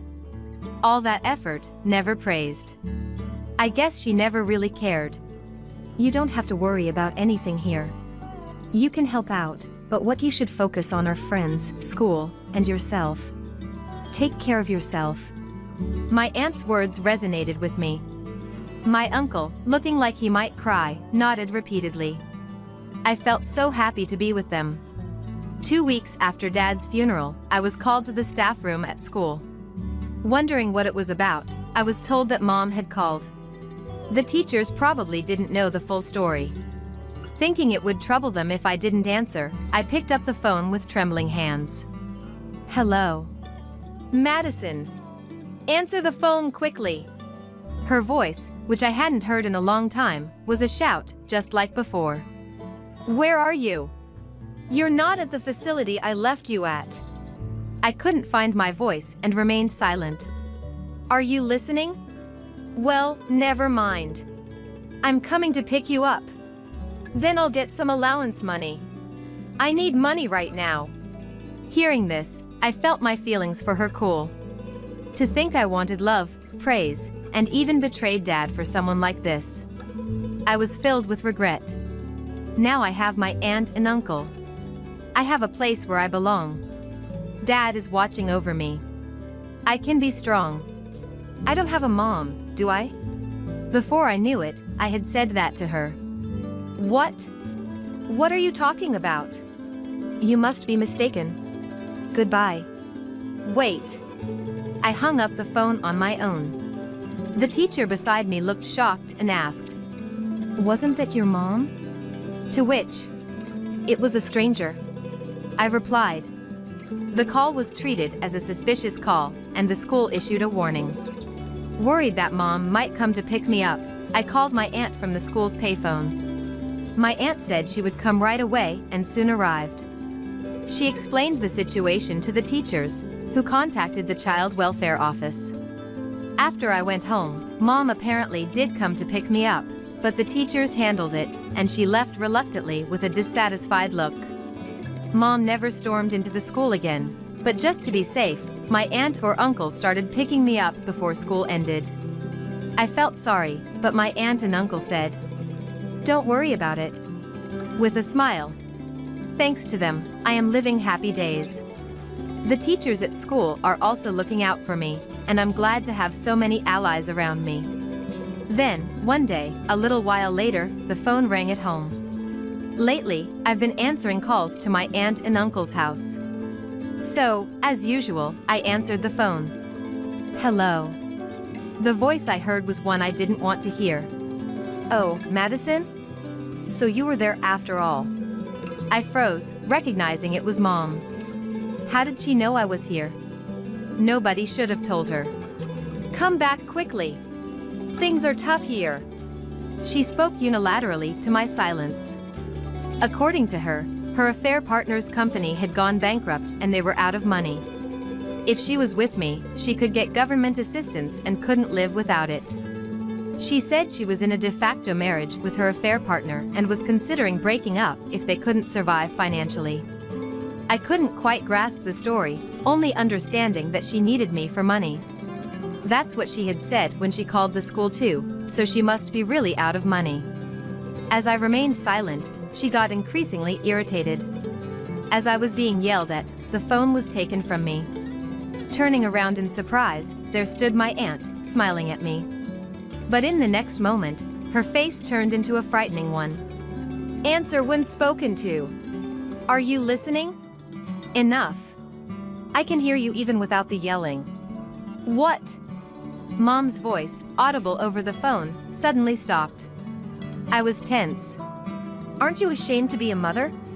Telling your daughter to come back just for money? That's ridiculous. What do you think Madison is? You are none of your business. Madison is my daughter. Give her back. Who was it that left your daughter in front of a facility? Don't talk so high and mighty. I'll tell the police. Say that she was kidnapped. Go ahead, say it. We have evidence of the terrible things you've done to Madison. Actually, please tell the police. It might solve things quicker. What did you say? Listening to the argument between my aunt and mom, I felt a bit down, like I was causing trouble. Then, my uncle, who had returned at some point, patted my head from behind. It's okay. Leave it to us. It's time for the adults to step in. Saying that, he took my hand and made hot milk again. Madison likes hot milk, right? You drink quite a lot of it. Yeah. I thought it was delicious the first time I tried it. That's why I like it. Hearing this, my uncle smiled happily. After a while, my aunt came back to the living room. Seeing my worried look, she awkwardly patted my head. What's with that face? Don't worry. She's no match for me. While fixing my hair. Thank you, I said to her. Then I helped with dinner preparation. I never knew helping out could be so enjoyable until I came to my aunt and uncle's house. A few days later, when the phone rang, it was Mom again. Even though my aunt and uncle told me not to answer the phone anymore, I wanted to help them in some way. Madison? Mom is really in trouble. I need your help. Like I said before, I don't have a mom. Well, what an ungrateful child. Weren't you raised by Mom? Have you forgotten the happy days spent with Dad and me? The mention of Dad surprised and irritated me. I had fun when Dad was with me. But the kind one was only Dad. Mom abandoned me. I was surprised at how loud my voice was when I spoke up. Then I felt my mood clearing. From then on, I talked back to everything she said. Are you even my child? I didn't abandon you. I just left you there. You said, kids are a nuisance, so go to the facility. You said it while laughing. Such a person is not a mom. I was forced to say that. It's not my fault. Still, I was abandoned. So I don't have a mom. If I have a mom, it's Abigail. Dad is Timothy and my deceased dad. Are you brainwashed? Stop talking nonsense and come back quickly. Before I knew it, I was arguing with Mom while crying. But strangely, I felt lighter, as if I had been holding back a lot until now. At least, let me live in the house you're staying in. I can't even eat if things stay like this. No. Don't bother the people I love. Suddenly feeling someone's presence, I turned around to see my aunt and uncle standing there. My aunt patted my head. Well said. My uncle nodded, almost crying. Then my aunt took over the phone, talking to Mom. She seemed strangely happy. According to my uncle, he was happy to hear my words. I'm glad to be called Dad. He also said to me. It was something I said on my own, but if they're happy, maybe it's okay to think that way? I felt happy too. After that, there were no more calls from Mom for a while. Probably thanks to my aunt and uncle. Since I started living with them, they bought me a mobile phone. I was so excited to have my first mobile phone, and I exchanged contact information with friends who had phones, enjoying more than ever before. On a day of continued peace, the house phone, unusually, rang. Since the incident with Mom, the school had started contacting my aunt or uncle's mobile phones, and I had been given a mobile phone, so calls from friends came to my mobile. Wondering who it could be, I answered hesitantly. Hello. Contrary to my high spirits, the person on the other end sounded very down. Hello, it's me. At first, I didn't recognize who it was and thought it might be a wrong number. I had been told at school not to talk to strangers, so I was about to hang up. It's Mom. You've forgotten my voice? Ah. Upon hearing this, I listened carefully. And indeed, it was Mom's voice, but so lacking in energy that I had not recognized it. You're already in 6th grade, aren't you? There's no one else here right now. Saying that made Mom start to cry. I was stuck, not knowing what to do. Actually, I'm in the hospital. I've fallen ill. What? Hearing about her being sick and in the hospital made me think of Dad. Now, recalling him doesn't make me sad. Rather, I feel energized by the good memories he left me. No one is here to take care of me. Could you come and take care of Mom? And the hospital bills are piling up. I can't pay them. Can you ask Abigail for me? Say something, will you? Why should I, a stranger, take care of you? What? I refuse to pay for the hospital bills. And I won't tell Abigail. Don't get cheeky with me. Don't get too big for your britches. She sounded too energetic for a sick person. Hearing about Mom being ill didn't shake me like it did when Dad was sick. My feelings for her had truly cooled off inside me. No matter what she said, I no longer felt fear. I didn't want to complain or say anything. Just felt sorry for her. I vowed never to become like her, even when I grow up. I was surprised at how coldly I could respond. I've been given a mobile phone. And we hardly use the house phone anymore, so it's likely going to be disconnected. So this is really goodbye. Hearing this, Mom panicked. Don't say that. Please? Oh, then give me your mobile number. That's impossible. There's really no one to take care of me. No one to help with money. Then I'll contact someone who seems like they could help. Mom seemed a bit mistaken by my words, sounding slightly hopeful. Hearing her hopeful voice made me sigh. I asked for the name of the hospital and hung up. Then immediately contacted my aunt. I told her about the conversation, and she worried about me but praised me for handling it well. When I made a request, she agreed and quickly contacted someone. Just as I told Mom, someone who might take care of her. A few days later, I noticed the house phone ringing persistently. It was probably Mom, I thought, and I didn't answer.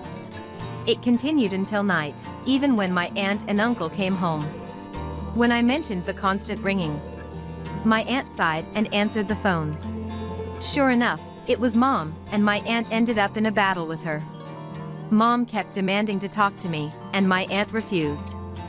Mom's voice, overheard through the phone. I didn't hear that my brother was coming. Why did you call him? She sounded panicked that her own brother had shown up. The person I asked to contact my aunt was Mom's brother. I had remembered hearing before that Mom greatly disliked her brother. He was described as very stubborn, a person of deep loyalty and sentiment. Therefore, her affair was something that couldn't be tolerated. Her brother, having heard about it from my aunt, seemed furious and said he would come to pick her up immediately. Their sibling reunion after several years turned out to be a disaster. That seemed to have directed her anger towards us. My aunt, who had been battling with Mom, was unusually replaced by my uncle who said, "Let me handle this." He is usually very kind, so I wondered if he could handle Mom, but as soon as he took over, his expression became fierce. He's scarier than me when he gets angry. My aunt whispered to me, "Hey, cut it out. If you're so eager to talk, I'll tell you. I'll make you apologize in front of Madison. Sick or not, it doesn't matter. Be ready." My uncle yelled, and then apparently Mom hung up the phone. She hung up. After the call, my uncle was his usual self, laughing. It seems true that people who rarely get angry can be frightening when they do. After that, Mom was forcibly taken to her brother's house. It turned out that her illness was something that could be cured quickly, and she was able to leave the hospital soon. Mom, who had planned a lavish life with her affair partner, was taken to her brother's farm and had to help with farm work while living there. She initially resisted the farm work, but under her brother's pressure, she begrudgingly worked. Of course, she couldn't afford to buy luxury brands anymore and had to use second-hand clothes given by the villagers. As for me, it seems that all the paperwork was completed, and I was able to become the child of my aunt and uncle. They threw a celebration party for me, and I laughed more than ever before. And surprisingly, I found out that next year I would have a little brother or sister, which made me very happy. I resolved to cherish my family.